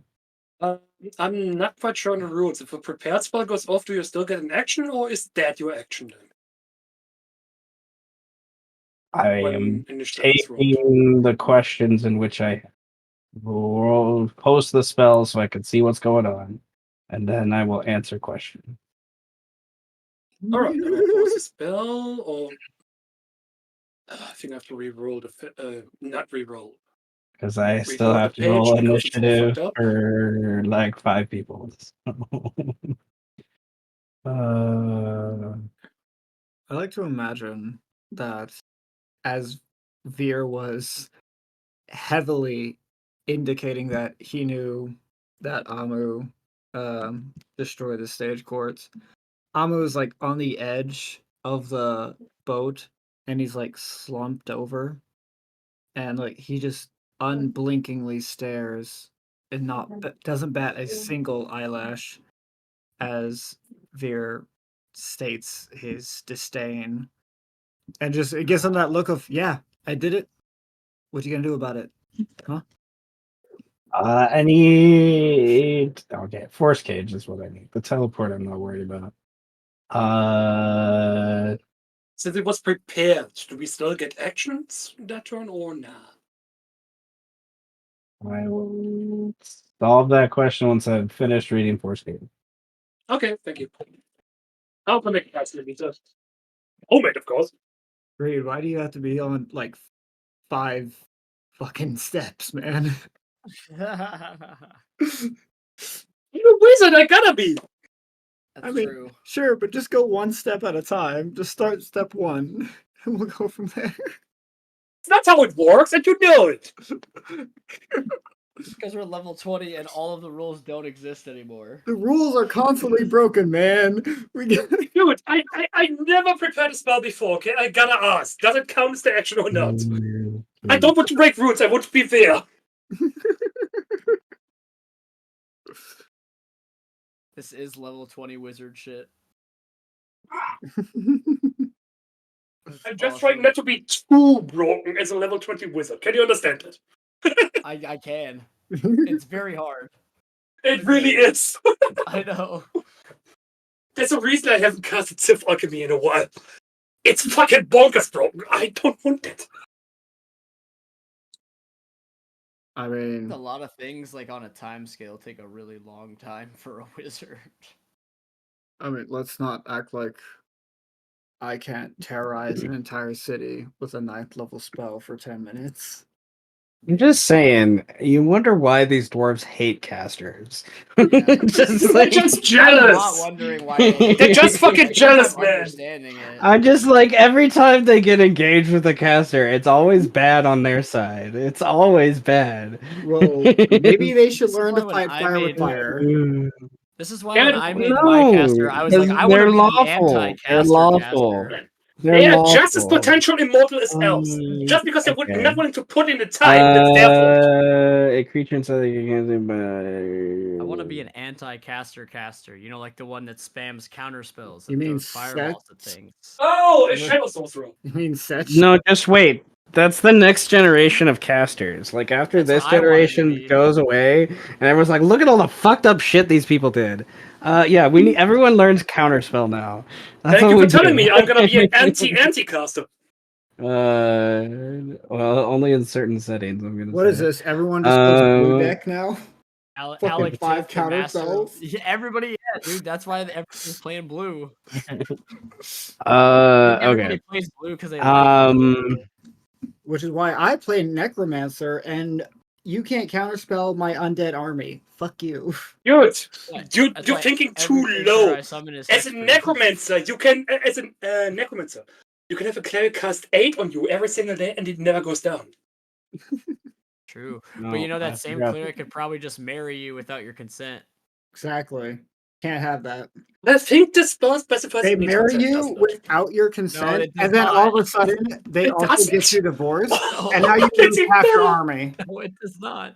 It just says you bond two targets in holy matrimony. No, but seriously, in near turn, death means your hit point maximum can't be reduced.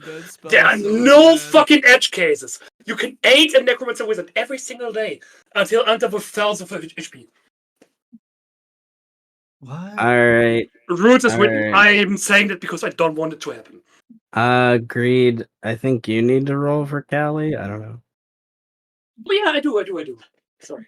Look, man, if that's just true, I am definitely going to find a way to have that implemented onto Iconaro. You don't want me doing that.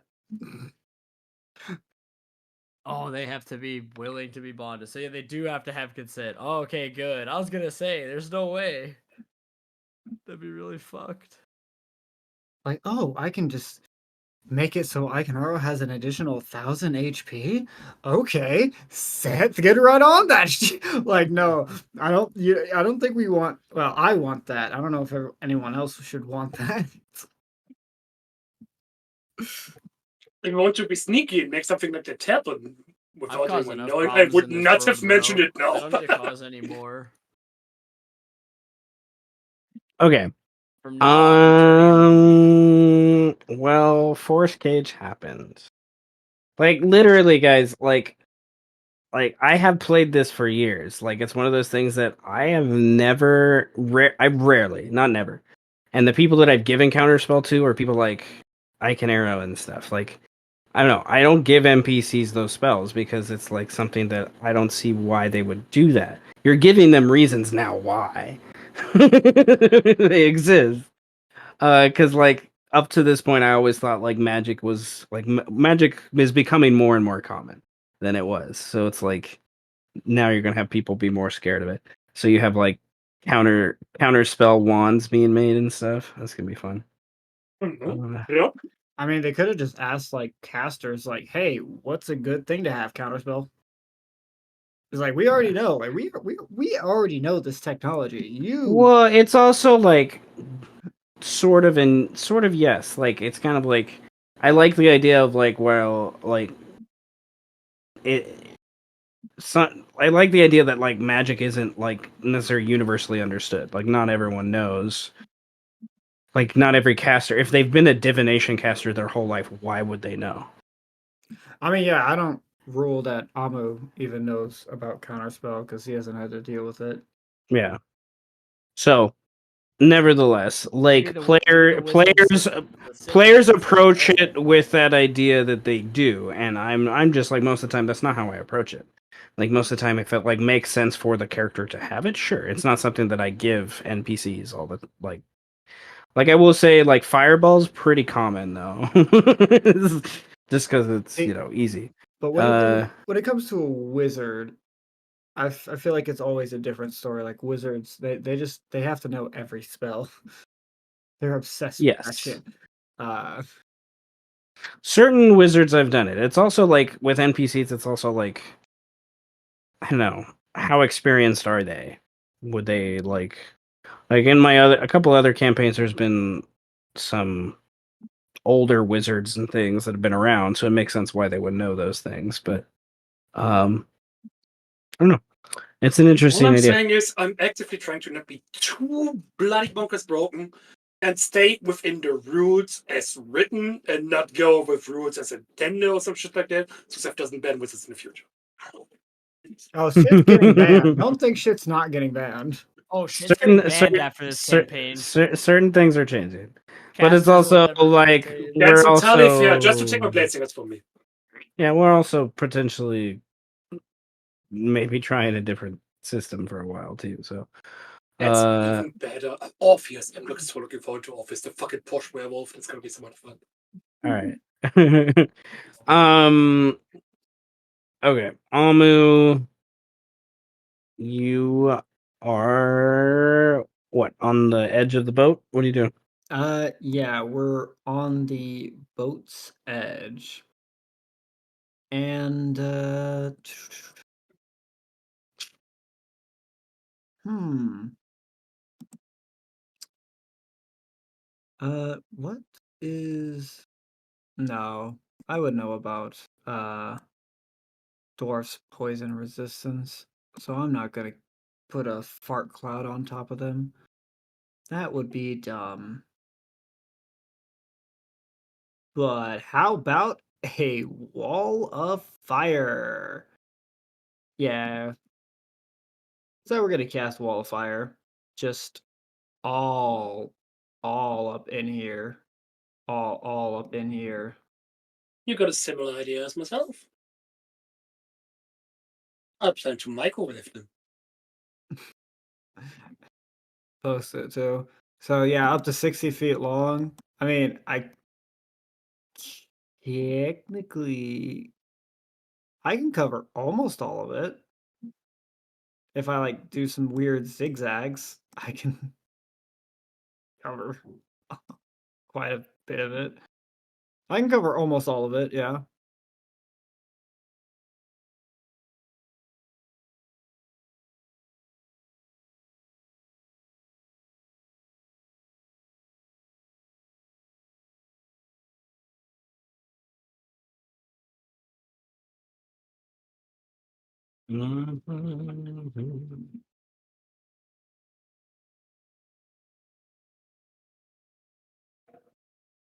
You roll for scorpions yet? And then we just leave because they're all in a force cage. Well, there's one guy on the outside. One. Oh, fucking kill that guy! That one specific guy.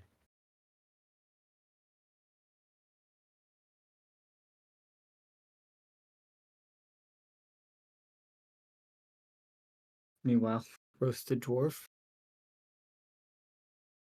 Wait, Strike isn't here. Yeah, I was literally thinking that.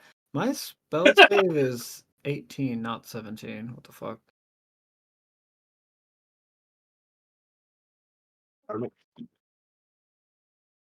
Oh, strike would love microwave dwarfs. I mean, I was literally I was thinking like roasted dwarf. Strike would like that. I think I even get him proficiency for something like that. Let me double check. Ah, here. There it is. Okay, well, I guess the question is, is it a traditional force gauge? It is Like, a traditional force gauge, 7th level spell. okay, okay, because if you make it if you make it a solid barrier, then he can't cast into it, as it says in the second paragraph. Oh, And it's just for simulacrum. It's nothing too special. Well, Let me deduct the spell so I don't forget later and accidentally cheat. within, you create a wall of fire on a solid surface within range.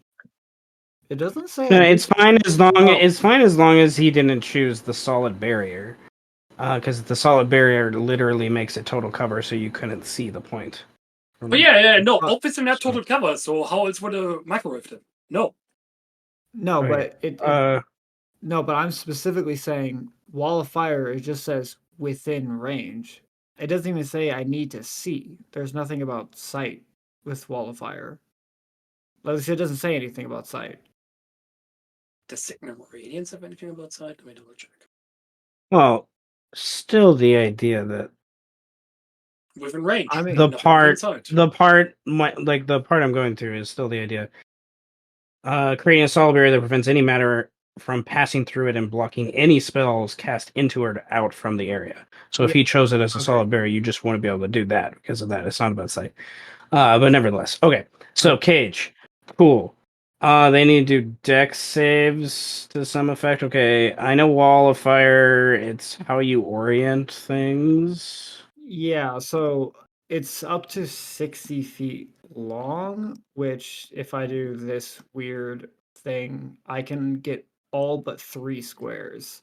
So obviously I want all the dwarves caught up inside of it, right? Okay. There's still the side of one side of the wall selected by you. Yeah, which side is the forceful side? So like they take damage when they're in it, but then as you concentrate on it, which is the side that like erupts the fire from? I would Don't need to worry say about specifics, okay? the left side. Like, so the fire sprays out towards the left. Okay. Um.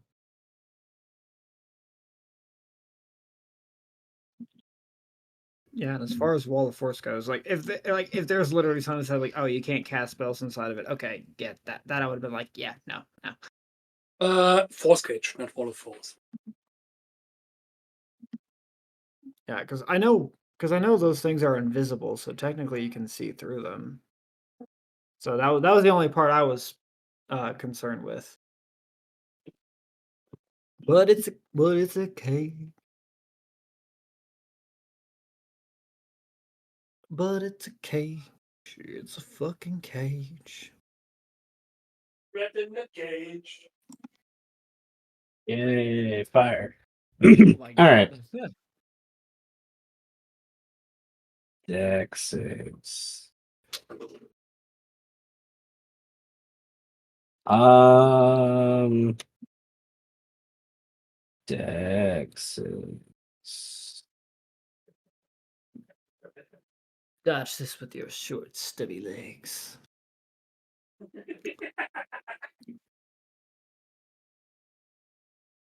Fucking force, it's why they're inferior.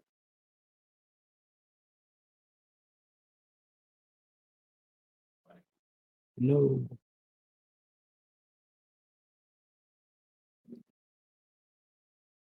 Where are you?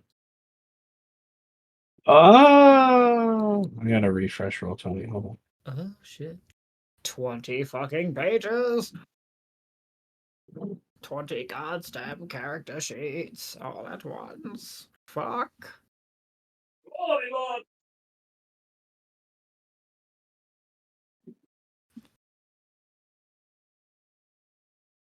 Uh, I mean, you also gotta think of like the devastating things that casters can do if they work together. Like, yeah, one wizard, they're pretty strong, but two wizards. Oh shit. Druid. I mean, two of any magical casters. Hell, even bards, which are arguably the weakest of all casters, can you put two of them together and they can still cause some fucking chaos. But dwarves do get magical secrets, which has the potential of them being utterly fucking bonkers broken. I mean, fair, but like, it's when you think like, okay, like, because a caster can only concentrate on one spell at a time, typically, except out of probably the most extreme of circumstances. So two concentration spells going on at once, and being done at a distance is always going to be far more preferable to, like two fighters that can attack 16 times in total together, or what the fuck ever. A single caster could technically cast a bunch of buffs with glyphs of warding and damage plane. I do not want to give Seth that kind of headache.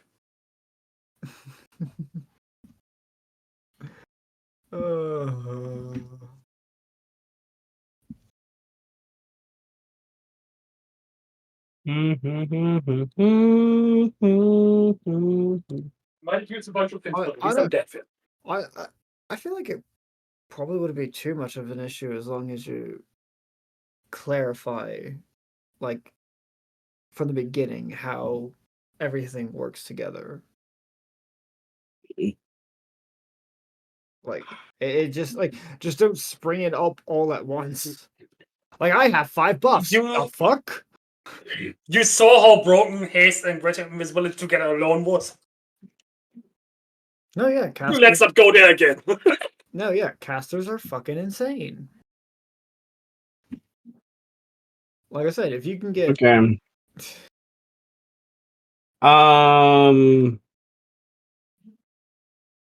Because of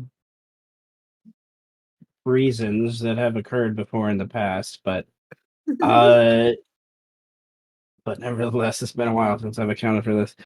All right. There's fire raging inside.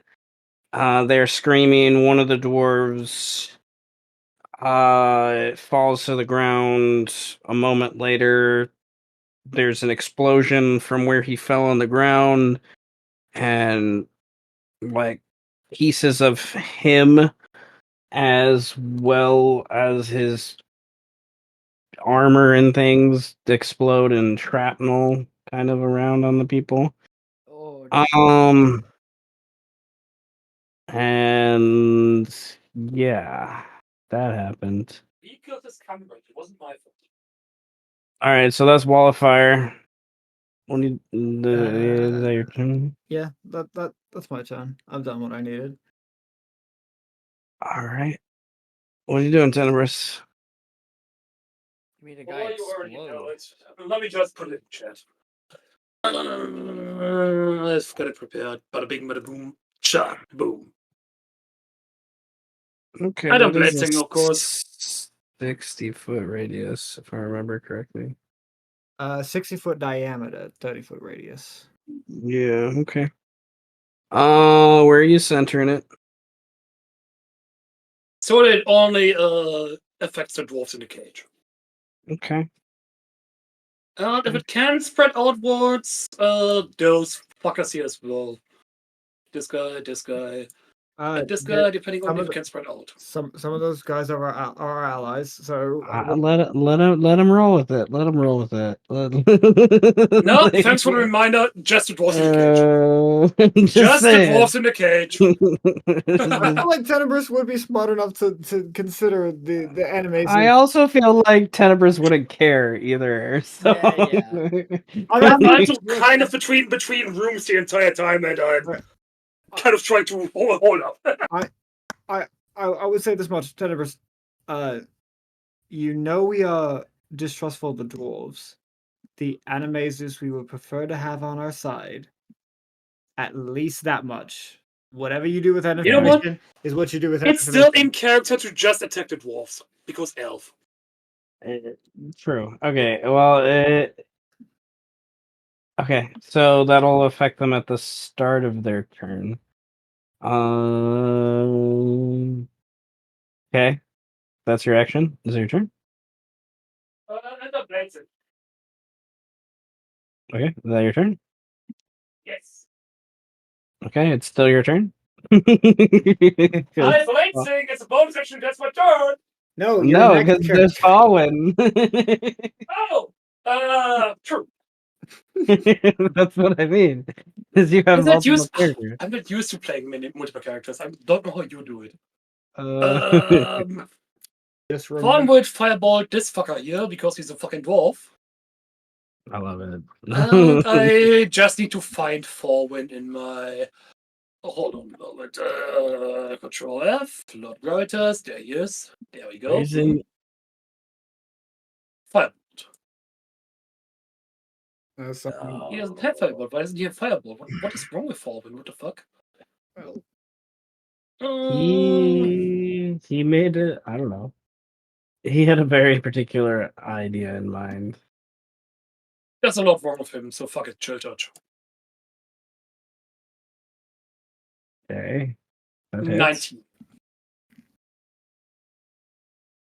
it's not too hard to remember. You have other characters. Okay, is That's that your it. turn? Yep. Okay. Birdman, what do you do? Fuck. Does this dude look hostile towards us? He does Or is now. He does. Well, I mean, if he looks hostile, he's getting 2 to the chest. Yeah, he's not that smart. Nevertheless, he did just get hit out of nowhere. All right, yeah, roll. Yeah, And his buddies are getting roasted too. His yeah. buddy, they're getting roasted and marinated and sautéed. I don't know. This skipping the Dude, marination I'm is gonna just getting spend an roasted. inspiration for advantage. They're being smoked. Then the sickening radiance is like smoking them. They are Right, being it's smoked. All right.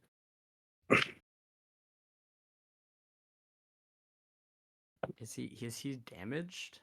He Yes. is. He just got hit by a chill touch. So yeah. Oh, nice. Yeah. Okay. Okay. 17. So 21. And that's the first one, and then there's another one. Yeah.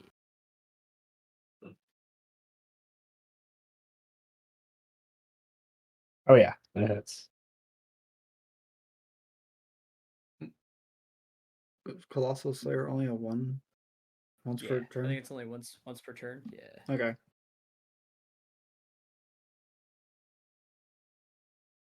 Big damage. All right.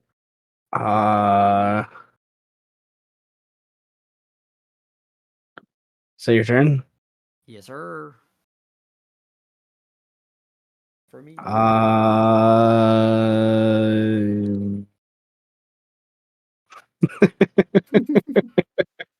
Dwarves are really stuck in a really hard place. He just books it to Birdman, raging as much as he can. And he's all this rage, he's just a going. dwarf in a cage. He's gonna get his empowered attack because you hit him pretty hard. Yep. He's going Cool. to 1, 2. I'll give one to lust and greed, as I'll give him advantage on his 2. Hell yeah. No, I don't need to give advantage. I'm gonna hold on to that. Never mind, because he can reckless. Yep. There you go. Yeah. That's what he would do. Oh no. Oh, Oh no. Word man. All right, the Okay. first one.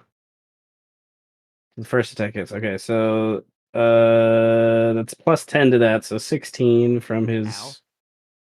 empowered attack, and then the crit will be another 22. Okay, and then we will uncanny dodge the crit. So it is an 11 Okay. instead of 22. I like it. He will yell out as he removes the axe from his second attack. Vear, what are you doing? And Veer is just looking on in horror at what is happening right now. Veer is gonna roll a sanity save. I'm just gonna do it right now because it makes sense. I am not re-rolling that. Neither am I. This is hilarious. Oh my Veer god, yeah. is just frozen right now. He is just like, what the, like he like this, like he like literally he thought it was good. Like, this is his mind. Get on the boat. Everyone runs on the boat, and then you have some arrows shooting at you, and you guys hold up shields, and you get away, and then you guys are just incinerating them behind him, and he's just like, yeah, and so there's that.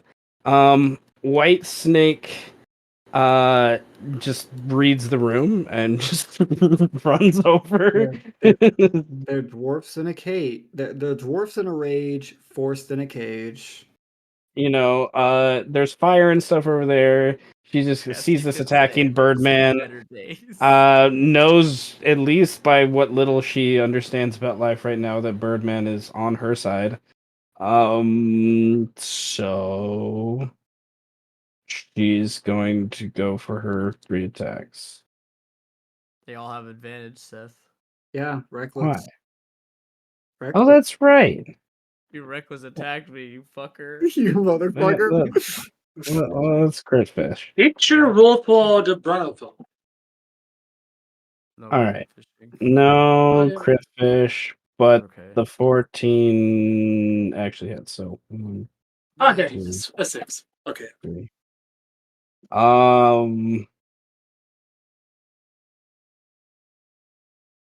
Yeah.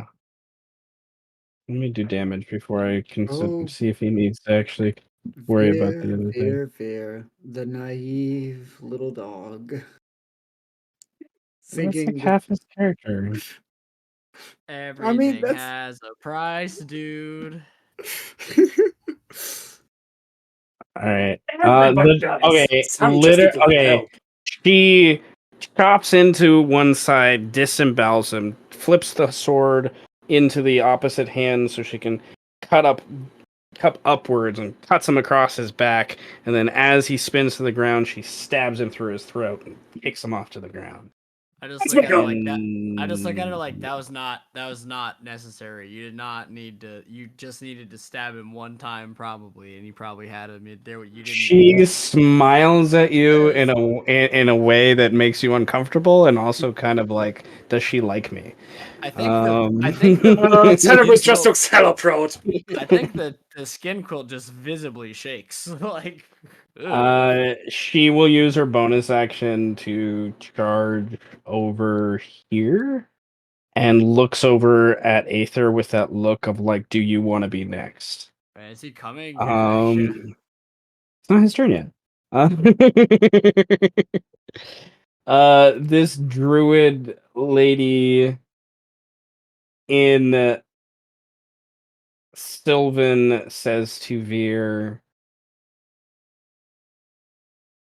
"You have made your choice. We cannot follow you." And she will move here and then go another 60 feet and then do another dash because of Trokil, and she's off the map. Bye, dude.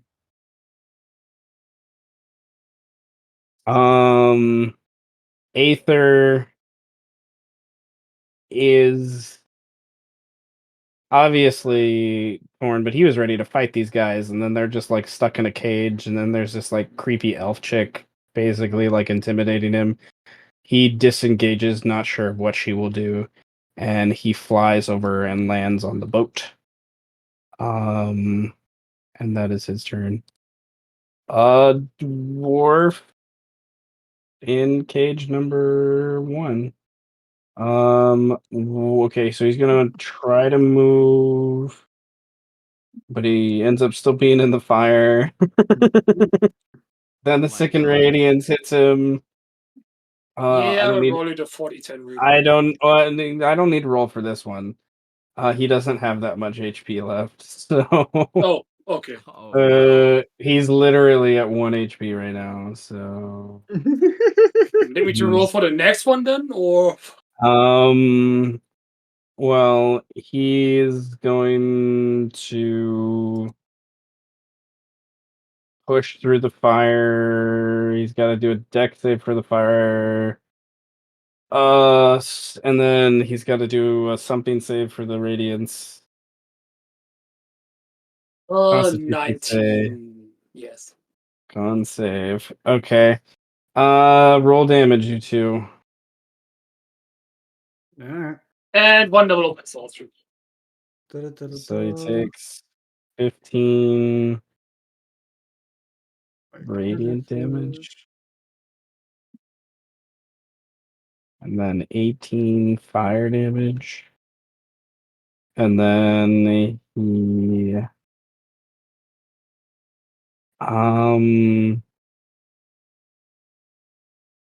level of exhaustion is in.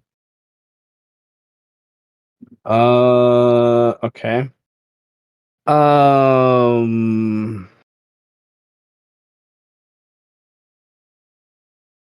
It's a cage, right?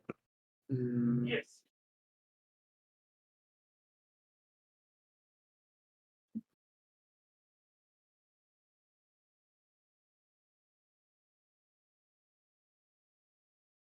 At disadvantage. Not a disadvantage. With partial cover because of the cage and things. This guy loads his gun after kind of tossing his axe to the ground, coughing and burning, and in common basically says, Vear, the gods will ensure your soul never finds the afterlife. And he will try to shoot at Veer with his gun a couple times. 1, 2, 3. The first one just clips Veer right across the chest, so that's 10, 17. Hits him right in the face, almost near the upper part. The other two just can't get the right angle. And he kind of goes off.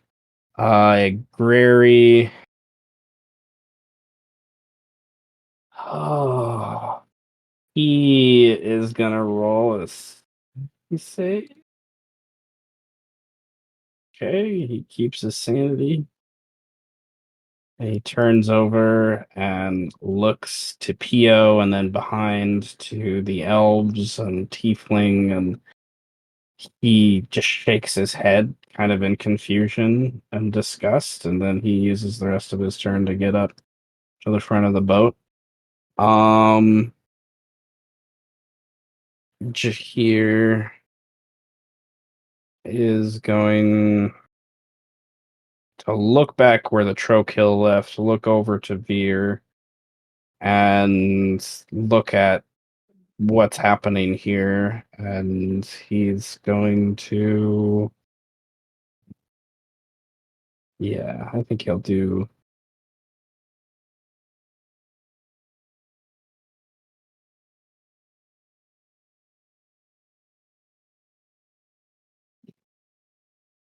He's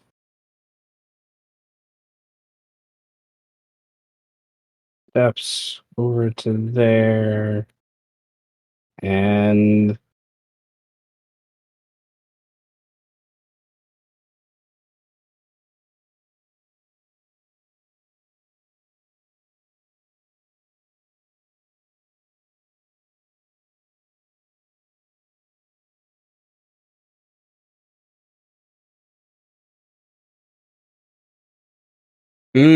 I gotta roll a sanity save for him. I'm not sure what to do.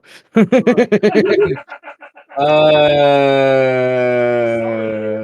sorry. All right. A little bit sorry. I will spend one and give it to Brandon to break the tie. He holds on to his sanity from what he was debating about doing, and instead he ignites his hand with light, and he is going to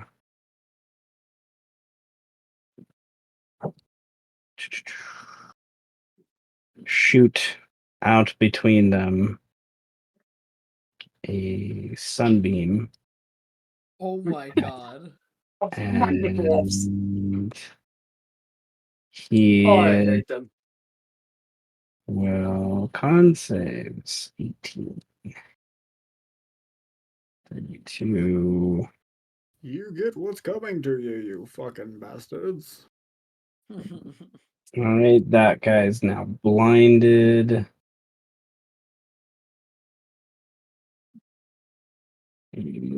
So I can click on dwarves.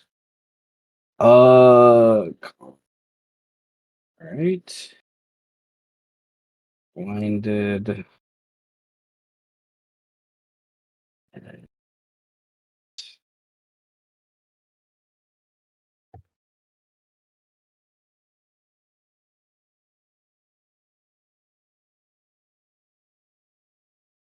Beats it. Alright.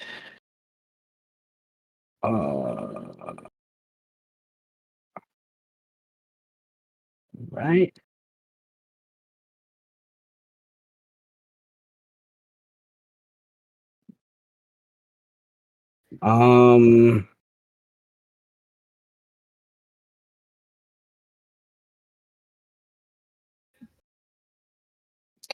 He walks back over to here, says something to the raccoon guy, and then he will walk this way.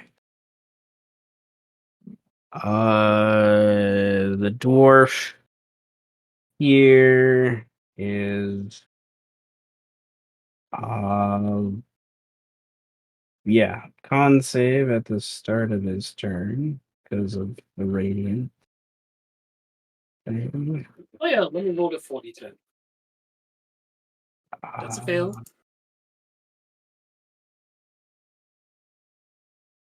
Okay.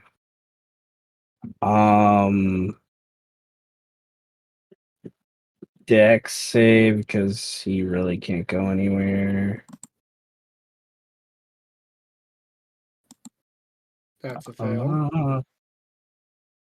28. Damn. Yes. Okay.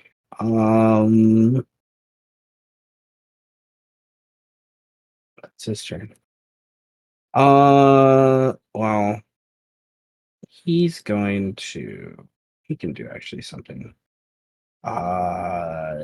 Which one? He gets some health back. Yeah, he uses.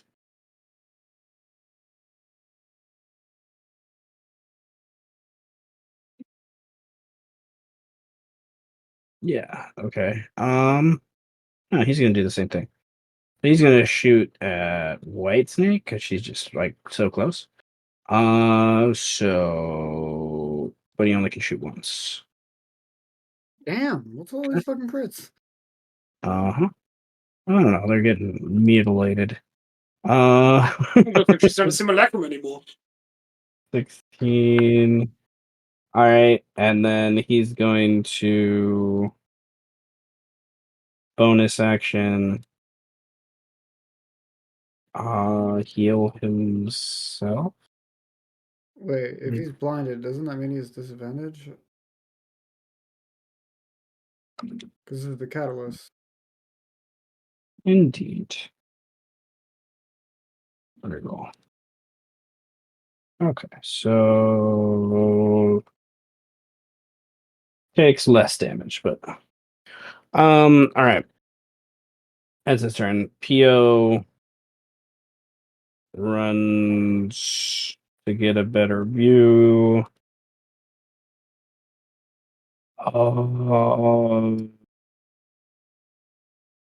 He'll look over, come over to Veer, and is like, "Come on, sit down, snap out of it, man." He'll spend his turn kind of sitting Veer down. The guy here is going to pass his con save for the sickening radiance. Let me double check if he takes half damage from that. I I just don't post spell again. think so.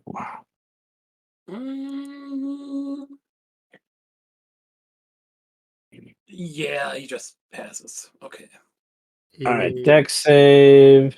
makes the save, so it's fails? half damage. So he'll take 11 fire damage. Yeah, He's no half damage from Sickening Radiance. yeah. But the second guy fails.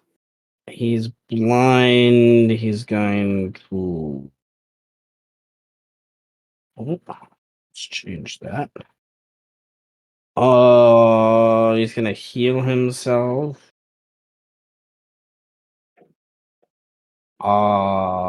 And then he's going to. He's blind. So, but he saw generally where they are at. So he's gonna shoot where Veer's at in that general direction. I'm gonna roll a d6. So 1 to 2 is White Snake, 3 to 4 is Veer, 5 to 6 is Birdman. Okay, it ends up arcing towards Birdman. So first attack towards Birdman at disadvantage. So 13, I believe, misses. Mhm. Net, he shoots another one towards Birdman. 23. Ow. 8 piercing. He has 2 more. He shoots that one towards White Snake. Gun jams. That's his turn. Oh, suck it, Trutic! It Uh, continues! Okay, that's his turn. This guy is going to.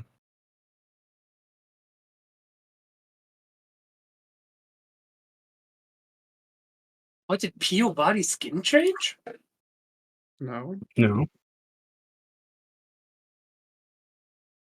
Oh, okay. I was gonna say it was different. No, he's just. Yeah, Vear is just on top of him. Um. Yeah.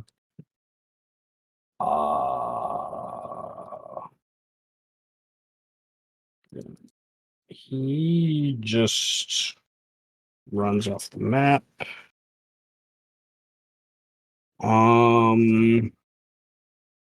Veer is going to. He sits down, but that's all he does. He's still kind of in shock at what's happening. Um,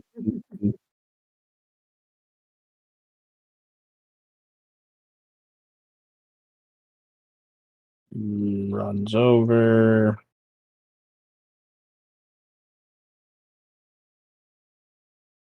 Sees people are dying.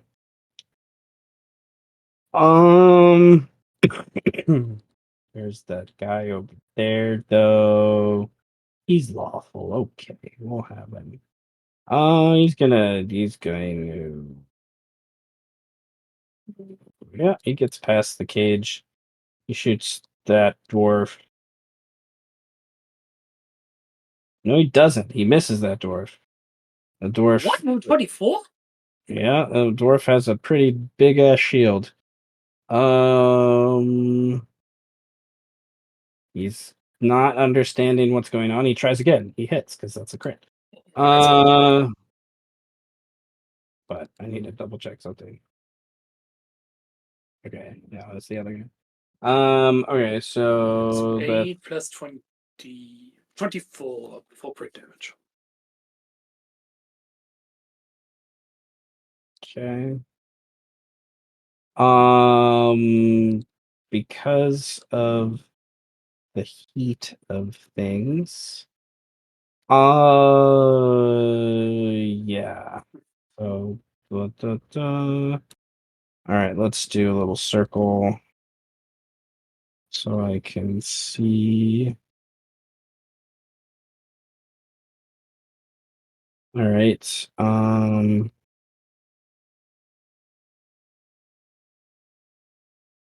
Well, I like how the force cage effect looks like smoke.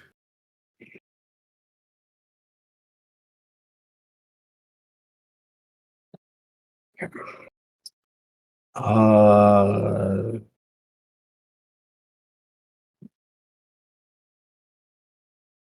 yeah. All right. So the second attack, he takes that dwarf out, but the dwarf, when he falls on the ground after a few moments, the heat of the area just makes a little pop happen. And yeah, the some of his gear. He has black powder on him, guys. So just saying.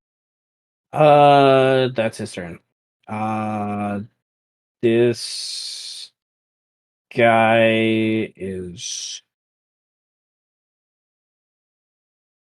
yeah, like it depends on what he does with his sanity save.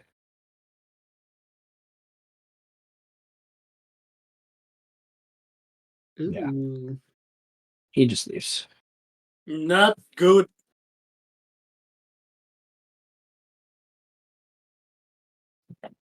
Okay. So he leaves. All right, dwarves are cooking. Callie, what do you want to do?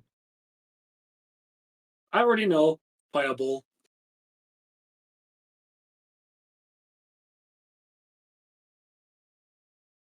Let's go fifth level. I'm gonna cast Fireball.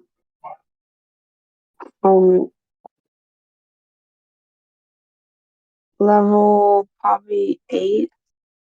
Oh, 8! Even better. Okay, let's go there. Jesus, mother of fuck. Okay. So only a dwarf in the cage get hit. I mean, God's done. Okay, if you're gonna go all out, go all. Was the 8 a little too much? I'm sorry. No, it's fine. No, go for it. It's just wasn't expecting just a level 8 fireball. With a tier 4 campaign card, there's no such thing as too much. I just wanted to make sure. I just kind of wanted to make sure the dwarves die. I That's mean, fair, I feel it. like no, Fuck dwarves. no, I'm not hating on the method. I'm just surprised you just went that high. No hate, no hate.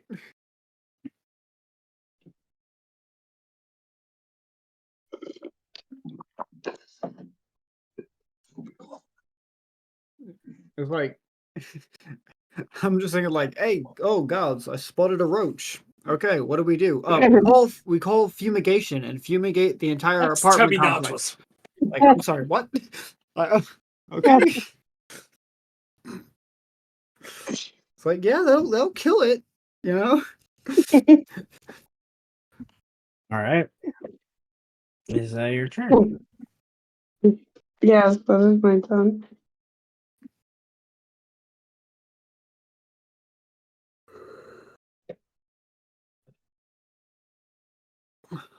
Roll the radiant damage. Oh, this guy Yeah. makes it so he doesn't take any damage. That was a dexterity save, sir. There, The 7 or the 20? this, The 7 says Constitution. there, Oh, okay, then he doesn't make it. there are two different saves going on. Great, remember. Yours is con, mine is dex. Yes. I had to double check, but I could have an override, but where's the fun in that? That's confused the deal.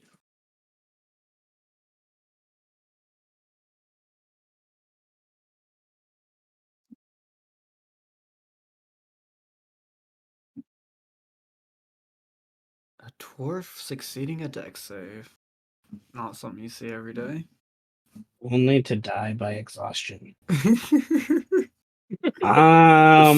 Just die regularly. Much more honor than that. All right. Amu, we get to you. What do you do? Let's see. Not really too much to do that's even remotely special. Yeah, I'm not gonna even bother doing that. Uh, I will simply. Hmm, if I use if I use an attack spell, I have to roll with disadvantage because of the force cage, right? No, you have to get past cover. Oh. Uh, well, I cast. Well, that doesn't matter. That's an absolute fail. So Oh, Jesus Christ, with the motorbike. What are you doing? All right. Who did you aim at? uh uh this guy. Okay. Hits the cage, I will say. Is that your turn? Yeah. My Okay. my spell attack modifier isn't where it's at. It's all about my uh, the save spells that I do instead. That's where Yeah. that's what I'm specialized in. I will Well, also say as a free action, Birdman, mind Sorry. would no, you're fine. Birdman, please explain to our dear Sinus friend that actions have consequences. Since I am not dealing with him, of course.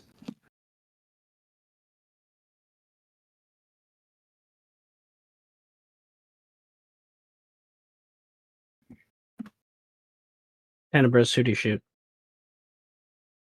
The guy with fewer armor.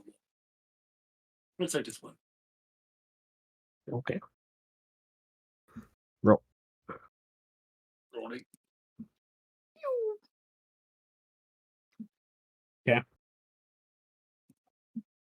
Cerebrus is turn. Let's go for what Gravitas.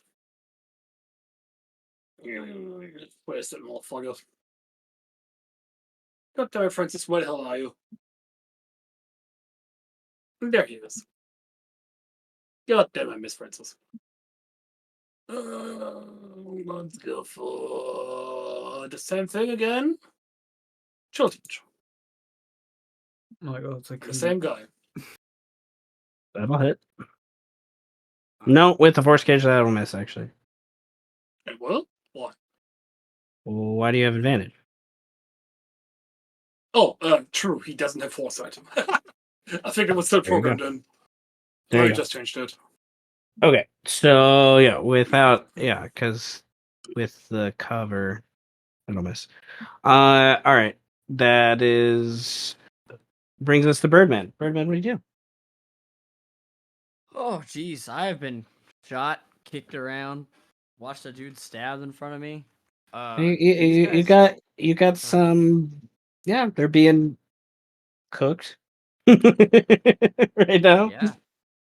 Smoked. So guess I just get back on the boat. I just Okay. walk over here and get on the boat. Says we're going on the boat, right? Going on a boat. Yeah, All right. everybody. All right, you guys take care of the hot box. I'm gonna sit here and ow. Do you are the first one that has an action available to do it? Do you begin the ferrying process? Yeah. Me and Okay. my tentacles. All right. Start. So it just requires your action, and the ferry moves forward about 20 feet or so away from the shore. All right. White snake. I would like to tell her to fall back and shoot her both from there because she really doesn't need to be that close. She ignores the first part. Well, Oh well, And she goes up that's what to it. terrorists would do as well. She goes up to it and she attempts the force bring doesn't get down right and tries again to stab towards the guy. That one slides through and stabs into his chest. It's so much fucking damage. And then she'll spin it in her hand and like pivot it and have it claw up, and that cuts him into his side to where stops breathing basically. Terrorist goes out to her. Forget what I said. You did great. And with that, she'll use her bonus action to do her disengage thingy basically back here. And Aether, seeing what's going on, he will use his action to move forward the ferry a little bit more by grabbing one of the other sticks. And Grary will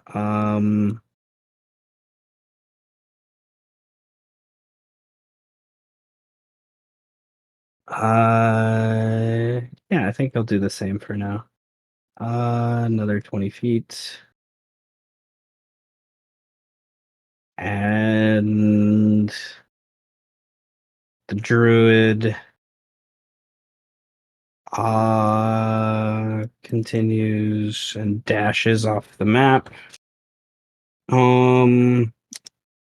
is that sunbeam still going, or did he just instantly cast it and then drop concentration? He's still concentrating on this guy's blind effect.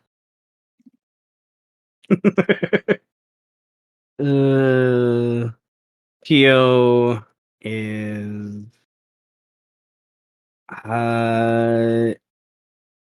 he leans on Birdman's fairy staff and like forces another stroke to happen as his action and moves forward. The dwarf, he's like, I'm gonna say he's in a lot of pain right now for very obvious reasons, but let's roll con saves. Con Dex, Oh, he gods. fails both. Miserably. Holy shit. Okay. Oh, I got you. That's a lot of damage. All right. But okay. Well, he passes the dex save. He doesn't have disadvantage. But nevertheless, he fails the radiant stuff for the first time, so gains a level of exhaustion. And Dex takes 9. All right. That guy's far away. He will drop his gun to the ground. He'll use his bonus action to heal himself a little bit. He'll look around. He'll pick up his gun. He'll use his action to clear it. He'll move, thinking he can get away from the fire, but he can't. He kneels back down, prone, to try to avoid it as best as he can. Vear, good sir. Where's your sheets? There it is. He gets himself out of the shock of the situation and looks at Grary and the others back there, looks at the elves taking off things and burning things and whatnot, and he, in Sinus, his native tongue, says something under his breath before he goes up to the rope and grabs on to the rope and helps pull forward the boat a little bit more. And the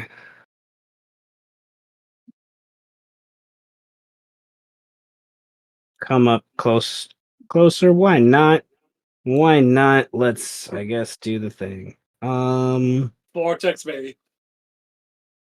1, 2, 3, 4.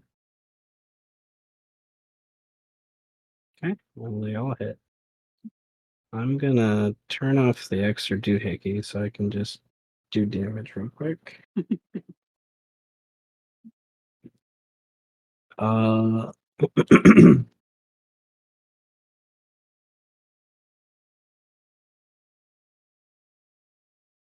oh, 16. Okay, Got him 20 decks. Holy shit. no, he has strength. 20 strength then, okay.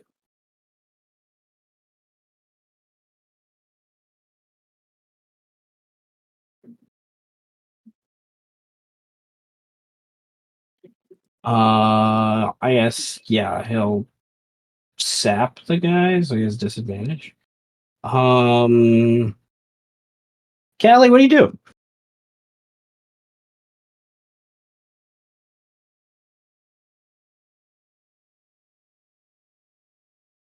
Allez. I'm sorry. Could you? My Discord froze, and I had to close it, but it never takes me out of the chat. Could you recap? Okay, I'm so sorry. You just want to firebolt them, or? There's literally one dwarf left. Oh, okay. So we're still fighting the door. I wasn't sure if it had changed because, like I said, my Discord basically crashed, but for some reason it doesn't register that I literally started. Anyway, one more door. Mm.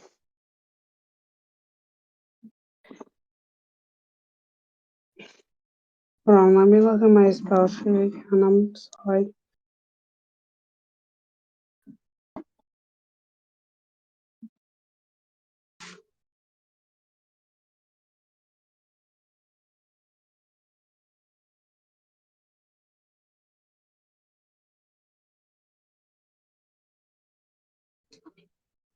Just want to firebolt the one dwarf? Yeah, let's firebolt the one door. I got you. Because I was thinking about doing one of the cantrips, but I don't think any of them do damage. Or B, basically that they don't do damage. Yeah, you got 2 that do damage. No problem at all. You got this. Is it normal hit or with advantage? How much exhaustion does he have? Does it rank it or No, it's actually disadvantaged because he's prone. disadvantage because he's prone? Okay, then let's roll again. So it's still a Okay. 19. Cool. Callie, would you like to spend 1 to break the tie? Yeah, so spend 1 point to break the tie. All right, so it hits. Roll damage. Agreed. Gotcha. 14. Okay. All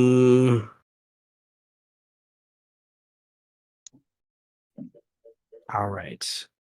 At the start of his next turn, he's gonna more than likely die from fire.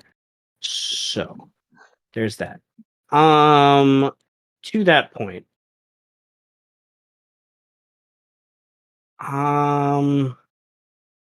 I would like you all to roll a sanity save with advantage. I'm giving you advantage because your characters more than likely hate dwarves. I'm making you roll a sanity save because you basically killed a bunch of people. Like all I said is like they don't like this idea. They're rolling initiative, and then you guys just Wrath of God. Nobody casts Breath of the Gods. I So mean, as soon as you said like roll initiative, like this isn't Legend of Five Rings where rolling initiative is not killing one another. Yeah, that's true. But never. There could have been. You could have got some dwarves on your We side. put the I don't Jets know. on for this Here's one, the- though. But you here's did. You guys did just like you literally put them in a frying pan and cooked them. Yeah, I we mean, ran I- Finnick on these dudes I- for sure. I will want to argue the twins don't understand enough about life yet to roll a 70 save. I blame I would like to argue that you're teaching them how to be insanely evil. That's why they're not rolling a Yeah. sanity save. That too. I would like to Both say apply. I blame Vear and the other Sinis for thinking they could just jump in the boat and try and cut the rope. And that wouldn't like this is another such this is the same as Yeah, cast true. fireball. But that's different than putting them in a frying pan and literally cooking them. Like I love it. I love it. Veer just got a big like lesson on how like he is out of his depth. Like Absolutely. really. Like that was what Veer just realized, and that's like part of what the scene needed to be, is Veer realizing that you were a binder lord. It doesn't matter anymore. That terminology just doesn't matter anymore. Like binder lords just they've lost all their power. Like there's nothing that they have anymore, and he's still trying to hold on to something, and he could to a point, and that's why he was trying to play the double game with the dwarves, but the dwarves were eventually they're dead, so I can say this now. The dwarves were gonna bring them back to their boss, and their boss was gonna feed them to one of the Jorvians, and be like, "Well, this is a cleric. Okay, magic. Yeah. Let's make our Jorvian stronger." Like that's what was gonna. Well, we need it. He might have info. Okay, let's torture him first. Let's get what information he has. That's what was eventually gonna happen, like weeks down the road, because they had to still travel for weeks to get there. I mean yeah, not obviously not that our characters would really know this, but I mean, yeah, like the Bind the Lord, even if the city still had power, the title of Bind the Lord means nothing out here. Like Nope. this is a different ball game. Like he's trying to make it mean something out here. You can like, and that's part of the move is he's trying to make sure his leadership exists after the fall of the city. And it does to a point, but like, yeah. I would like to loot the dwarves. Yeah, he's They're okay. Roll me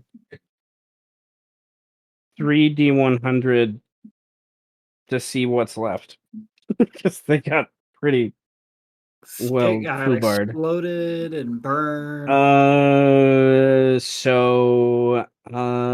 We'll say the one dwarf has stuff that's viable. The other ones, yeah, no. But I mean, this guy's stuff is fine. Oh gods. I didn't mean to do that. Yeah, that's true. Okay, that dwarf. He was like one of the last dwarves left from the 12th house that allied himself with Vear and like helped translate to these dwarves in Dwarvish for him. And he was just here as a translator. That's it.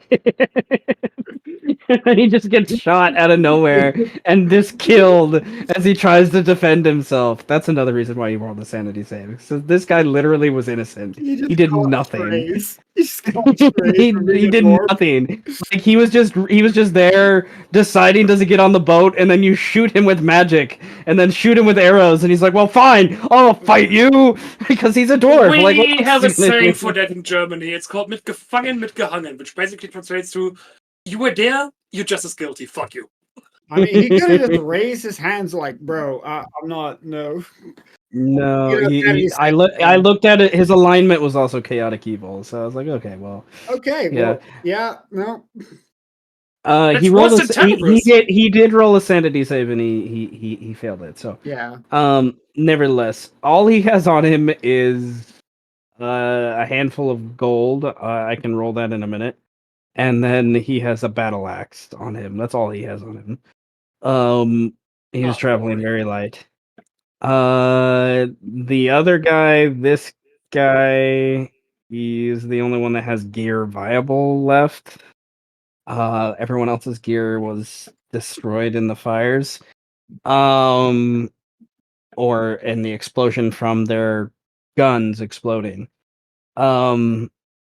Nevertheless, he has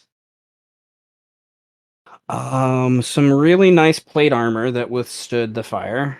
Tenebris, roll me an Arcana check. Oh, chick, I got you, boy. I got you. Okay, yeah. This is adamantine plate armor, and it has a +2 magic bonus on it. So it's 20 AC, and it's also adamantine, so you're immune to crits. Could give it to one of my kids. He additionally has a great axe on him. That is, I'll say with that crit, is a +3 great axe, and then he has a spear, like an extra long spear. So it does D10 instead of. It's not versatile. It's just a two-handed, like does a D10. Okay. But it's also a +3. But he had it modified to where one side's the spear, almost like what's the knife thing at the end of a rifle? I can't think of the name. Bayonet? Bayonet, yes, almost like a bayonet. It looks like because on the back end, like he's modified it to be a gun lance. So it is a giant spear / auto gun lance because you can see it has a clip in it that can shoot 3 bullets. So I'd think might like that. Let's go to her. See if she can make it spectral as well. not now. Not now. At a later point. We gotta get out first. Okay. So Let's see. A +3 great axe, a +3 gun lance thing, right? Yep. The +2 plate armor. Alright, mark everything down. We're ready to go, unless there's more loot you're willing to give me. Not from any of these guys. Well, roll me one more D100. I got you. I got you. Okay. This guy will have one thing on him. The first guy that died. Weapon, armor, or shield. I'll let you decide of the three. Which one survived? I can't use shields. Is the... Can I ask questions about which one they might be? It's a dwarf, so they're plate. The plate. The weapon, would it be one-handed? Two-handed? These dwarves were using battle axes. Yeah, let's go with the armor then. I might as well give them to outfit for the children. So it's his shield, battle axe, and was destroyed in the explosion and fire of what Amu cast, but also his gun exploded. But the armor is viable enough. Obviously, its magic imbuement has assisted to make things, for simplest terms, and you got that nat 20. His armor, although it does not have the adamantine quality to it. It is plate, and it is of a higher quality. We can say it's +3. So this is like +3 plate, +3 armor is a legendary item. Holy shit. So like this is Alright. literally like story wise, I want you to think of like this is literally a dwarven family heirloom. Like this is something that's been passed down for hundreds of years to different dwarves. Is what this is. So yeah. Alright, since you already got inevitables on my ass, nothing between me and That's creating children well, with the capability well, yeah. to wield it, right? Well, that's why the 24 didn't hit. So you know, because he had a shield and that plate armor too, so his AC was pretty high. Okay. Right, then I know I gotta give the future children proficiency with those things. There's already a fucking inevitable on my ass, no reason not to.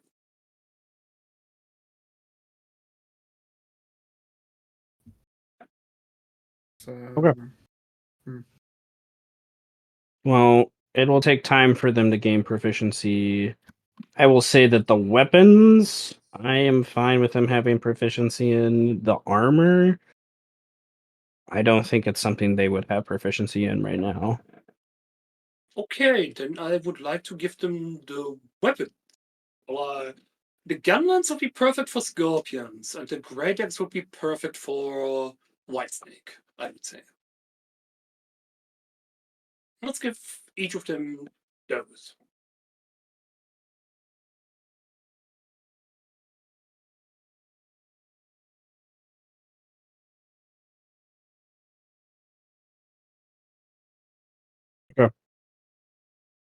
The fairy has gotten to the other side in this time. What does the group want to do? Hey! You just sent someone to take the boat back?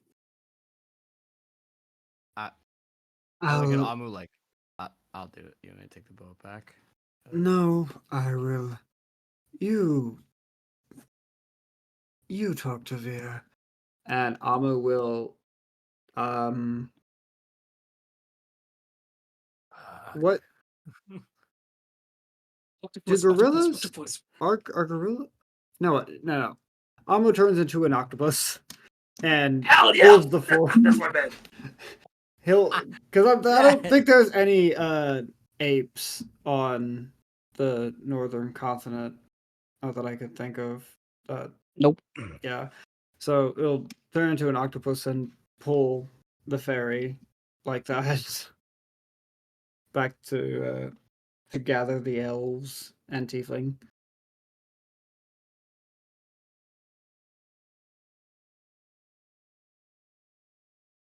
Okay. Easy enough. Thank you, weasel, octopus.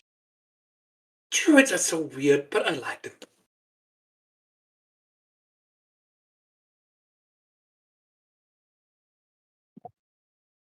Okay. Now that the group is on the Tenebris. Now that the group gets on the other side, regroups back together. What do you guys want to do? It is late or early by this point. Like it's it's like get it, probably not too much time. It's probably like 2 a.m. or so, but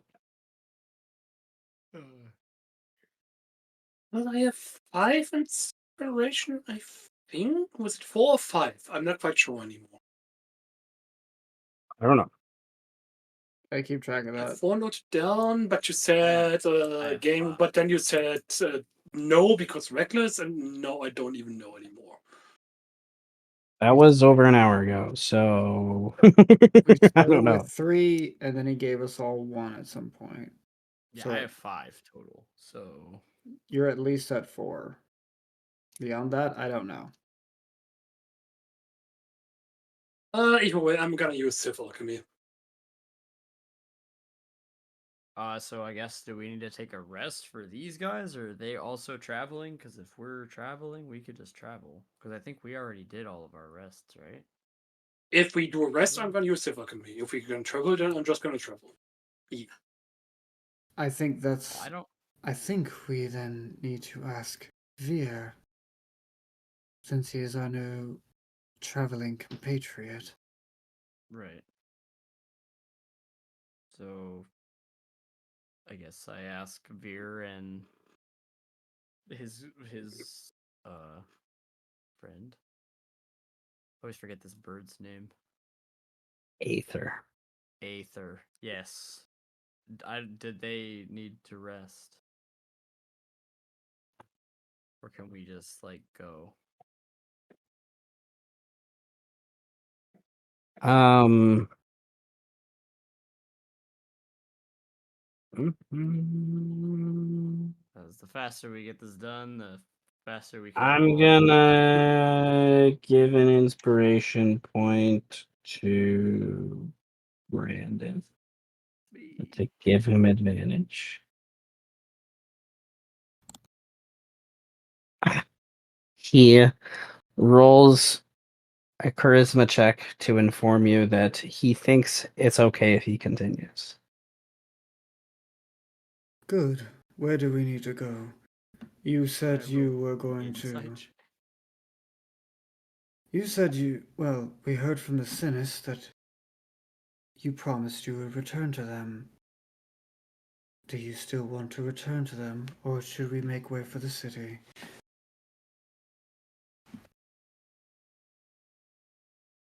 In time, we can return there. Let's make our way to the city. Good. Birdman, wake up your dog. Yeah. I go wake up my dog. Or try to wake it up. It has a mind of its own. Roll a check versus its passive Constitution score. Good. I'm gonna spend an inspiration on this. Holy moly. What check? Wait, what am I rolling? I don't know. Oh, handling? Sure. I was like, You're rolling stuff and things. Woo! woo! It jostles awake, turns to you, Hey. gives you that look like, "Oh, I remember you." Uh, And then it looks at the others and stops at Veer, and there's a look between Veer and it, and Veer just kind of stares back somewhat uncomfortably, and then Xanathar, like, I don't know, he's awake now, so he starts to stand and stretch and do the thing. But he does take a moment to look at Veer. Veer gathers his stuff. He's distraught. He's still a little bit in shock. Grary and Aether come over and help him, and they eye back towards the obvious non-Animaesus people, because Birdman kind of has like a adoptive status almost, and they don't feel comfortable, but they get ready to move. I would like to know what you're doing. What's the Uh, approach? oh yeah. Travel. So back to the city. Closest tree to the city, please. I had to spend a 7th level slot to do this, but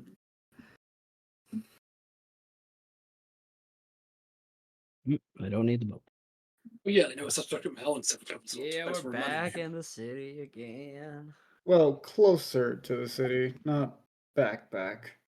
We still have like 2 days to kill. Here we go again.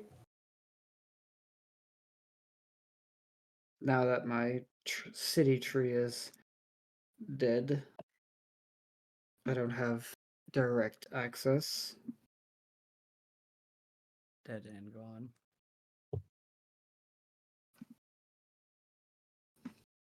All right.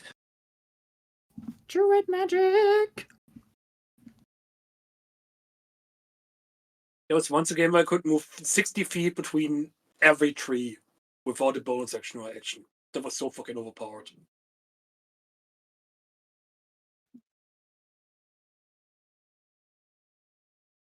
All right. You arrived, or you arrive, I should say, on the eastern parts of the city. It is eerily quiet by this point.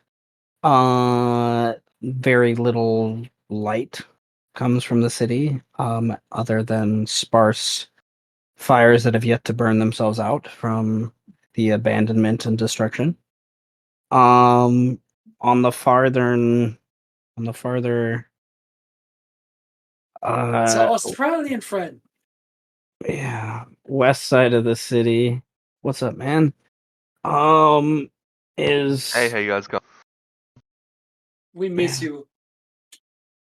Yeah, I miss you guys too. is it? Yeah. There's, if any population exists in the city, it's on the western side of the city where the militias of the first and sixth house have gathered. Um, what do you do? Birdman, how would you be able to keep the Tarrasque calm for a brief period while Vear releases the bind? Yeah. Yeah. I think he looks back at the other one. Because now we have Z with us. Anything Yeah. fun to kill nearby? No. I can hold on. So, if are we going there now? Like, because if we're going now, then yeah. We likely should not waste any time. Oh, Are you having reservations? no. I know what I need to do.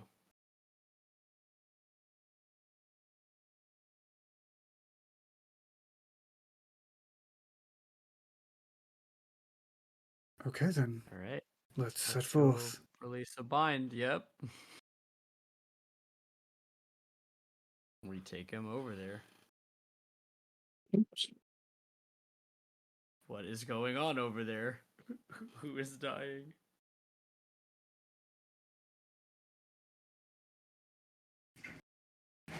All right.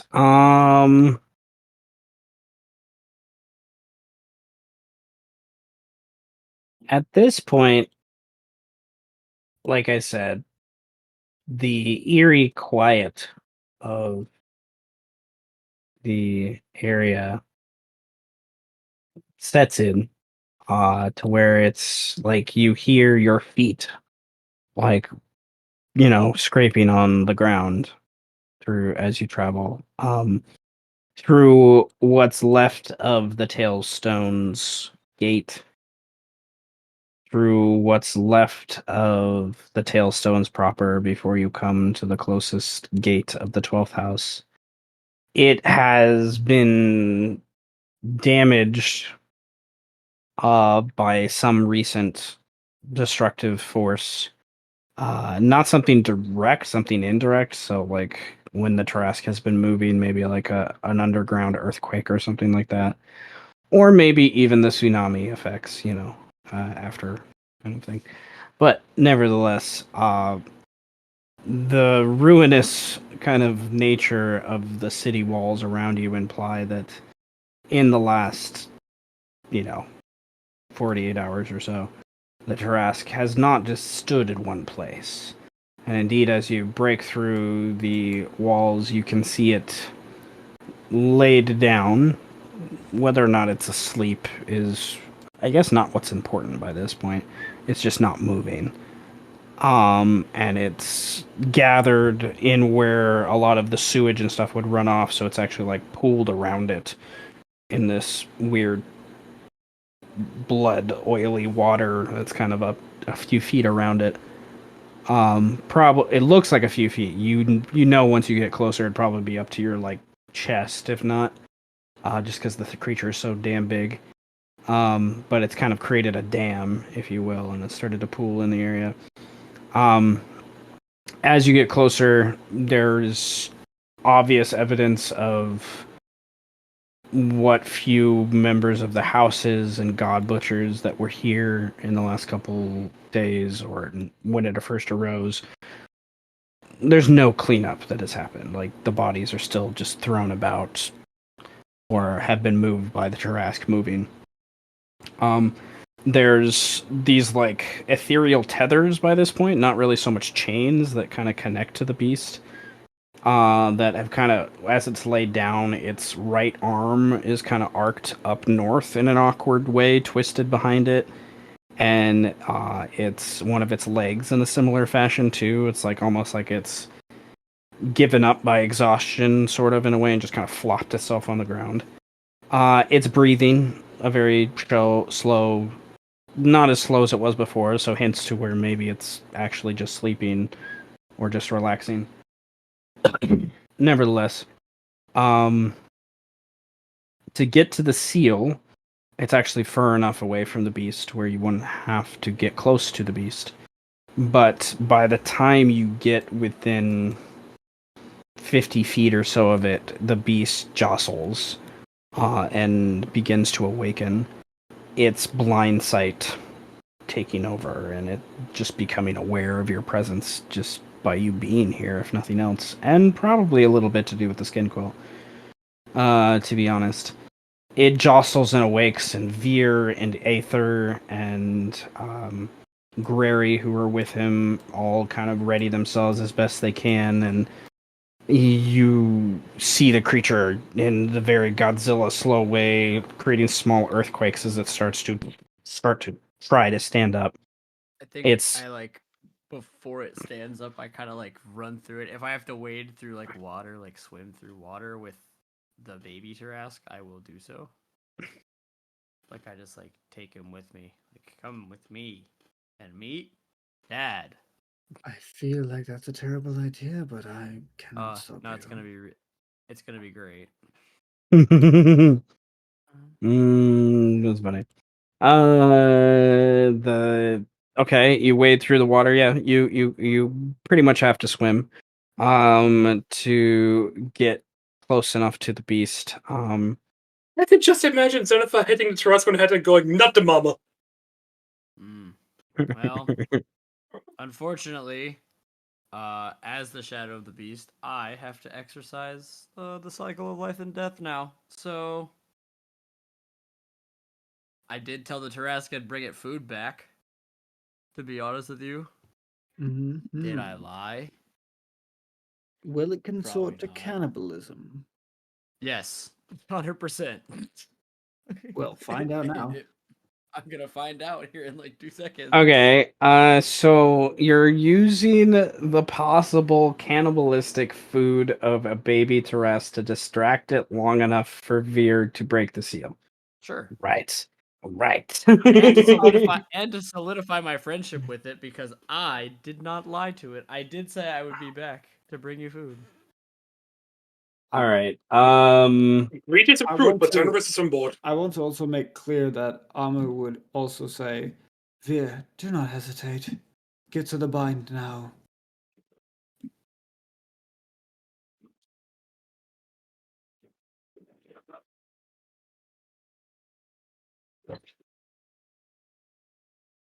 Okay. Veer shakes mostly at the push from Aether and the others, from you reminding them, and they push away from Birdman, beginning to wade through the blood water as the creature stands, and the Xanathar kind of joins you, kind of, I imagine, like, very lackadaisical, like, doesn't understand, like, in any way, shape, or form what's happening here.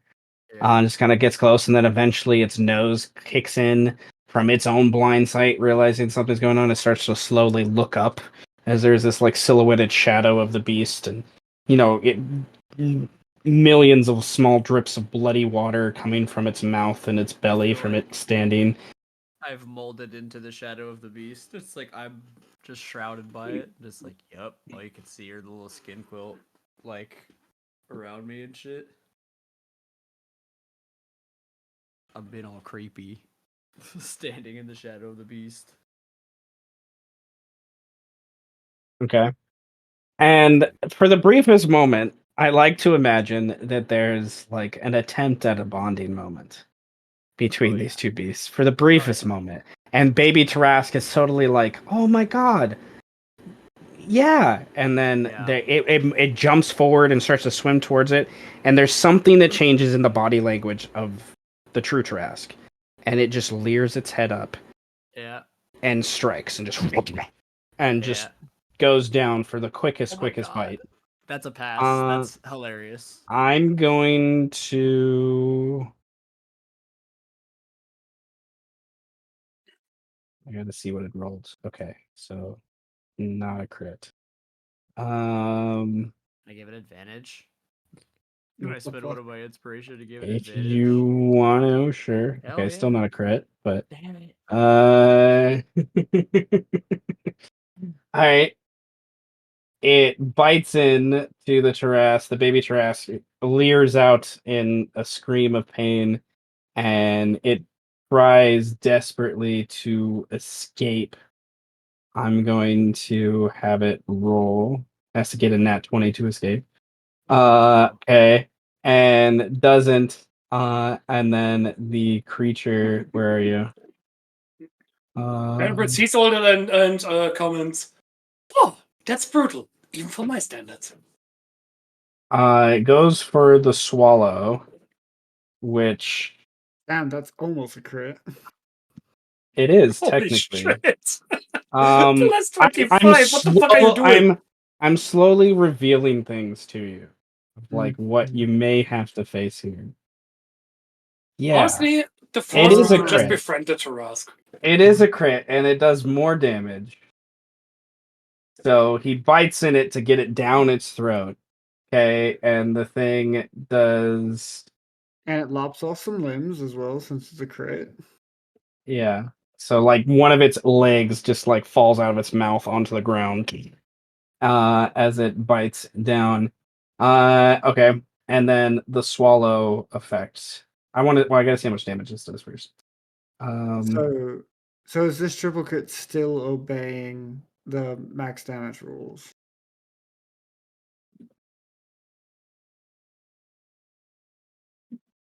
Yes. So then Oh. that's 4896 just on the crit damage side of it.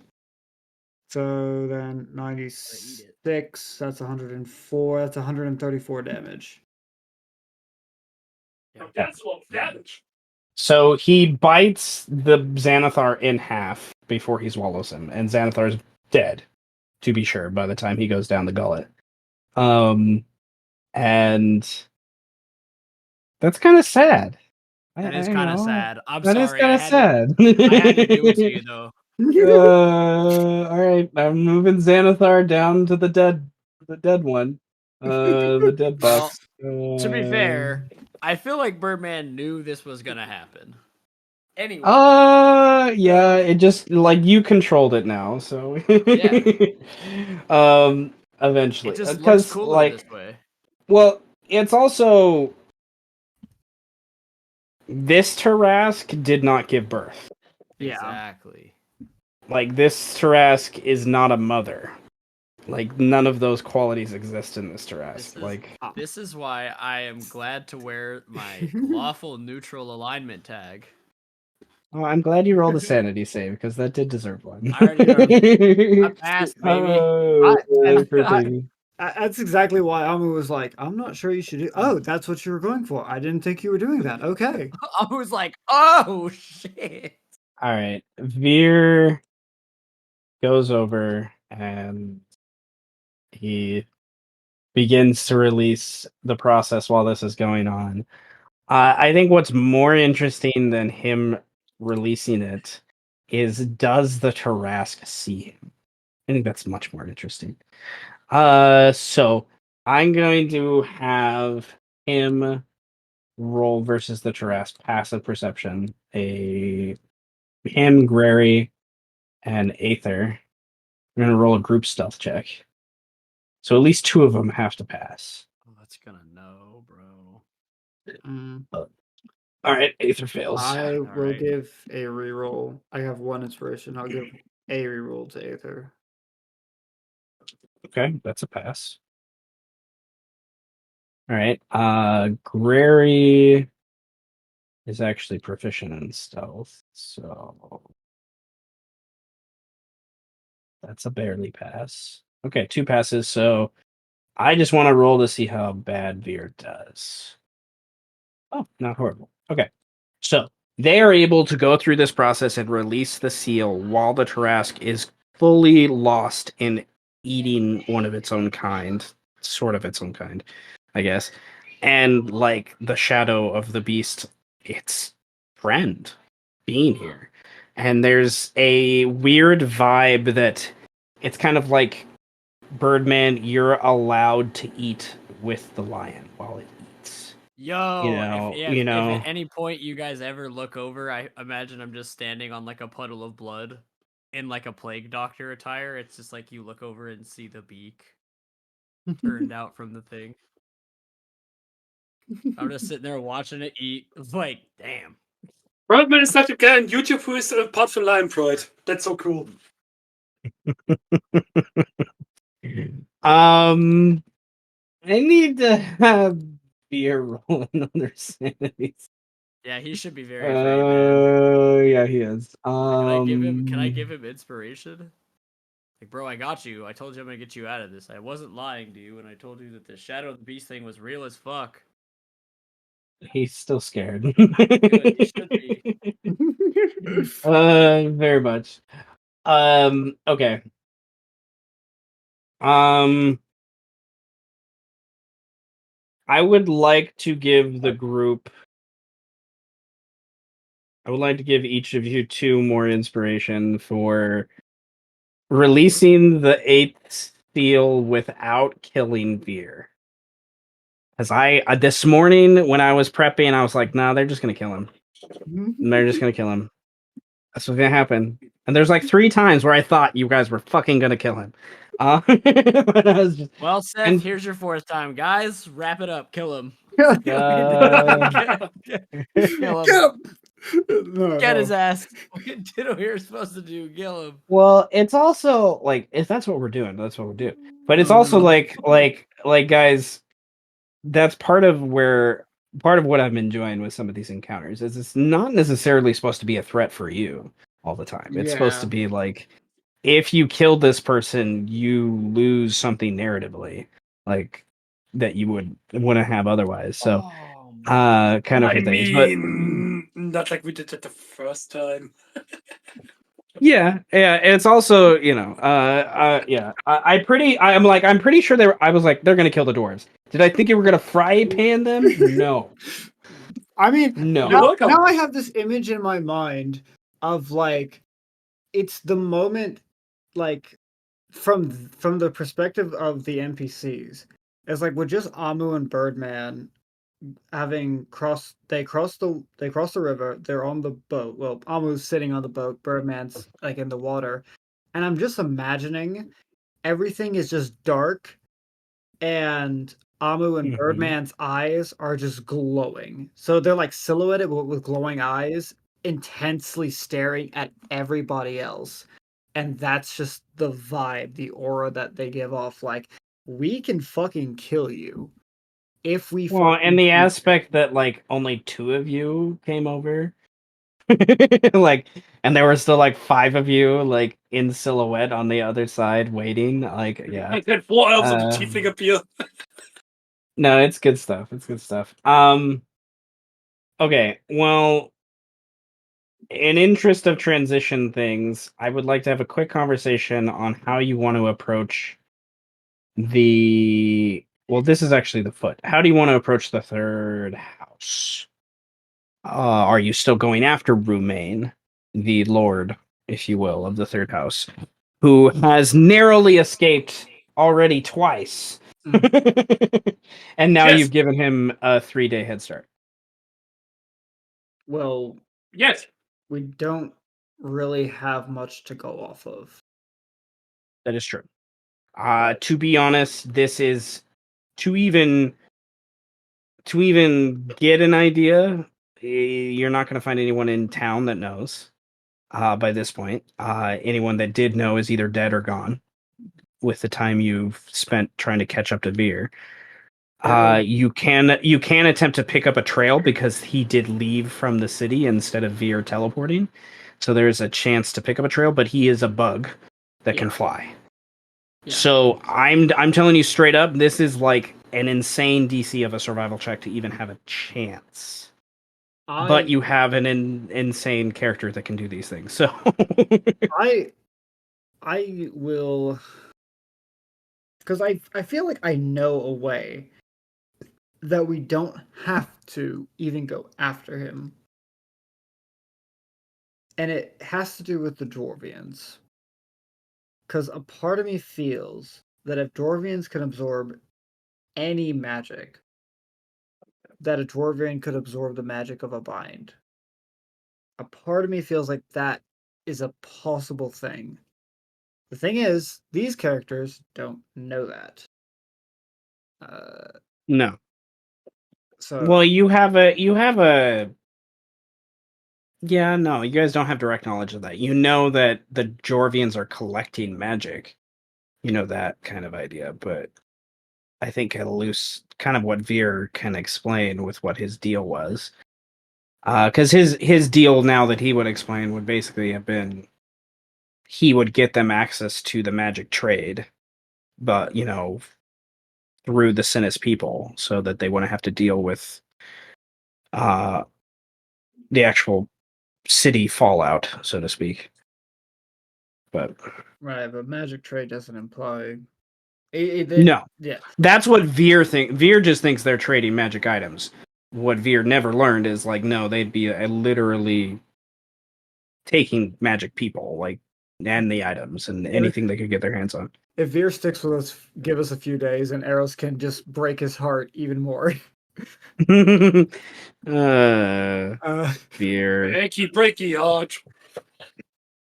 Well, yeah, Veer would be one of those characters that falls for arrows, definitely. Yeah, and she would fall for him too. Uh, in the cute puppy dog type way. But Oh yeah, I Amu would certainly bring up for us to track down the third house binder lord would be a very intense effort, and there's no telling when we'd find him, if we could even find him at all. if you involve scrying and other things, there's a higher chance. I mean, To be sure, but we like, yeah, that's a better possibility. But I think from Almost perspective, it's we've done from Almost perspective, it's we've done as much as we can, and it's now just a matter of waiting to see the fallout. Like, unless anyone else has some ideas to get this final bind, it's a matter of wait and see and almost bind. Oh, look at me! I'm just here to kill things. And the shadow of the beast, does he have any ideas? I know he's muted, though. Right, because he's currently BRB. I think. Anyway, how you guys going? How I'm doing marvelous. How are you doing, buddy? I'm doing good. Just working and living life. You Yeah. got night shift energy going on? Huh? No, I work during the day. Oh, Don't work thought it was- weekends, which is nice. I thought it was late as hell for you at this time. Oh, What was that, my sorry? my time is mixed up. Yeah, he's in Australia, so he's in a very, very different time zone from the rest of us. Yeah, it is currently 9 a.m. So you just started, pretty much. Okay, gotcha. I just what? You So you just just started with work. like you just Yeah, I've just started the day, really, yeah. Okay, gotcha. But yeah, I'm lucky enough I don't have to work weekends, and I just work standard 8:30 to 4:30 every weekday. fair. Let's do some. Yeah. okay. Sorry, I got pulled away for a moment. I need to one clarify where we're going for next time, and then I probably need to log off. I got family coming for dinner apparently.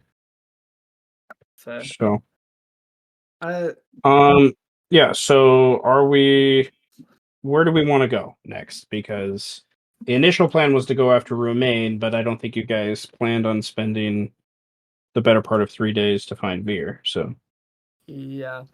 Well, Brandon's BLB right now. Tenebris is just the killer, and Amu is suggesting that this is now just a matter of we just have to wait and see what happens with this final bind and how whether or not it deteriorates. I can't think of any ideas. And I got a meteor swarm ready. Just put me in the direction.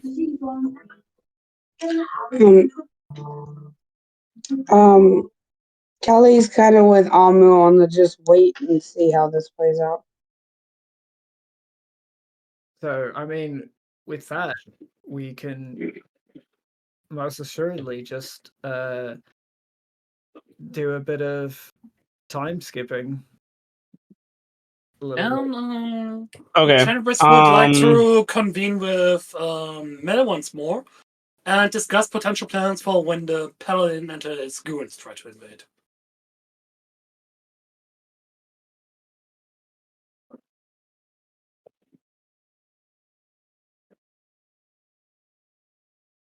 Yeah, because Mel is currently in the Undercity doing things. Underground Undercity. Doesn't mean we can't convene.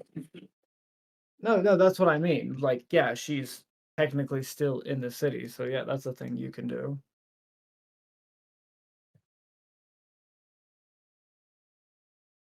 True. I'll maybe Okay. have some fun in the meantime as well.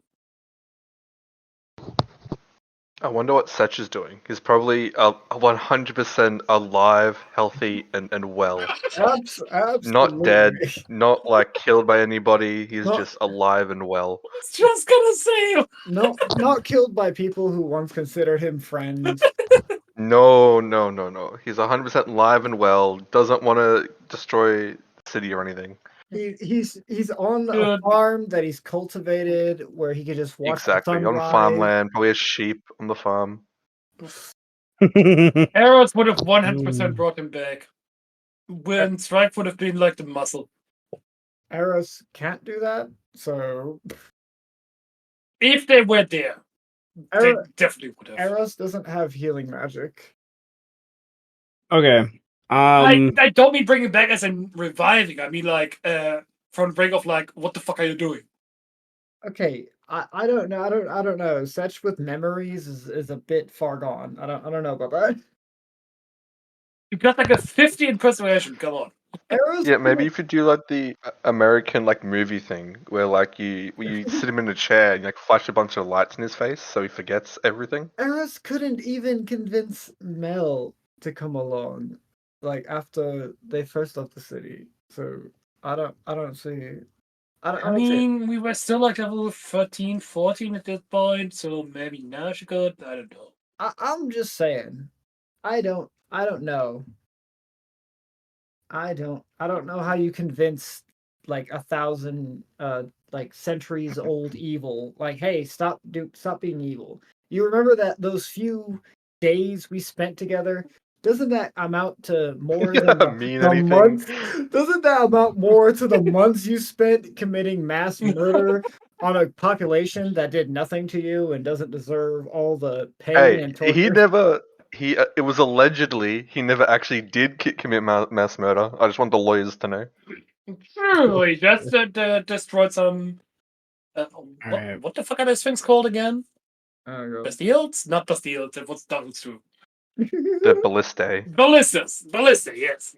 Yeah, Okay, the ballistae. so in any case, basically, I guess all you have to prep for, Seth, at least for right now, is potentially an interaction between Mel and Tenebris, and a time skip, and whatever Brandon Okay. decides when he's aware of the events. There are things that are gonna happen. Alright, okay. Because uh how do I word this? You let my third sibling by first name. Well, If I don't know it, then Brandon's you know. Brandon may decide otherwise, but there are things that will happen within the city that the time skip will be at least a day. I'll tell you that much. You guys have at least one day Fair. where you can do things for a day. And then after that, since we're not chasing after Romaine, because that was going to be like I that was going to take a couple days to kind of pinpoint if you went after that in that direction.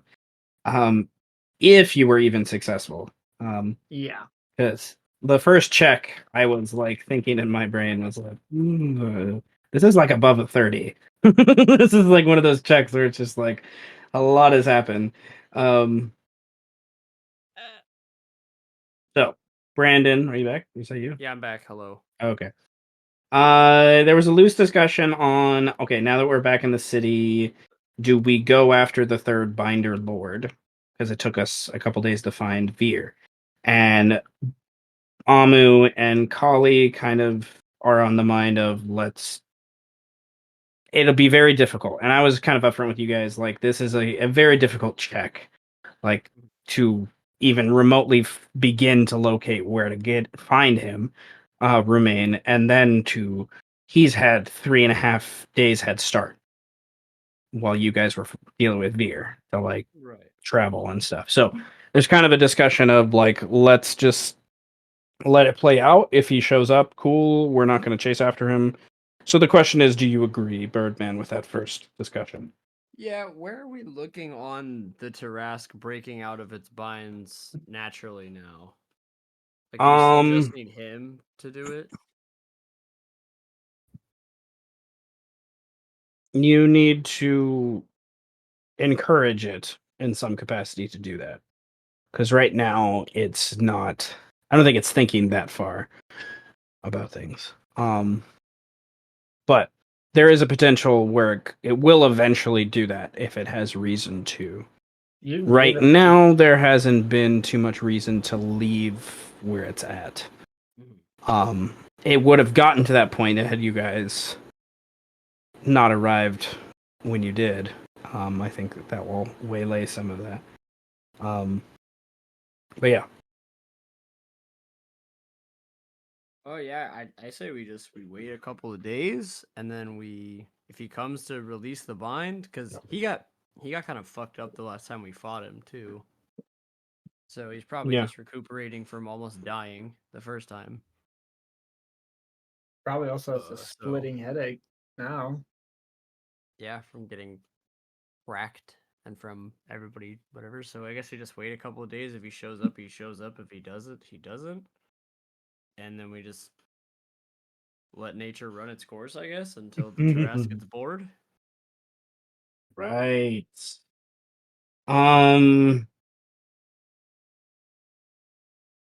So plot strand number 3 is happening. Ha Oh no. I didn't know that's exciting. Can you Loki Okay. send me plot strand 5 and 6 and 7? Just so I know and they don't know. I'm gonna be honest, Medwin, with this group, I don't plan past 3. To be honest, because usually when I do, it doesn't really matter. So, Which strand was such a part of? Was he? Please tell me he was at least part of like one to 4 maybe. oh yeah, no, he was in the major strand until Mel and Bird. Yeah, well, that's what they've been on. They've been on the trajectory the last like 12 sessions. They'll pretty much kill everything. I'm you now. Hey, Full fucking killing spree, my guy. The difference is we gave everyone a chance, just like we did with Veer. Yeah, we did give him a chance. Sort of. Fallwind didn't give the fifth house a chance. That was totally just like, we're gonna kill you all. Yeah, we blame Fallwind for all of the accelerated deaths. Is PO dead? No. No. Well, let's put it that way. He's Everyone not a binder after anymore, the draw, we gave a chance because they killed no friend Roxana. They didn't get a Well, chance. and you never give dwarves a chance either. It's Dwarves very are odd. dead. It's because they suck. Dwarves are not people. They've proven time and time again that they're not trustworthy at all. Well, these dwarves, yeah. Yeah, But like the one dwarf you killed today, he was totally a good guy. He totally was just gonna be like, I'm gonna go with you guys. That's okay. And then you shot him, and I was like, well, maybe you should be so fucking tasty. I chalk that one up to Birdman not knowing what the fuck was going on. That's kind of like a comedic timing thing when it comes to killing that man. He didn't need to die, but I did shoot him twice in the chest, so I understand why. He didn't need to die. I just started blasting. I just kind of figured like dwarf. The racism got the better of me. I don't gotta justify shit.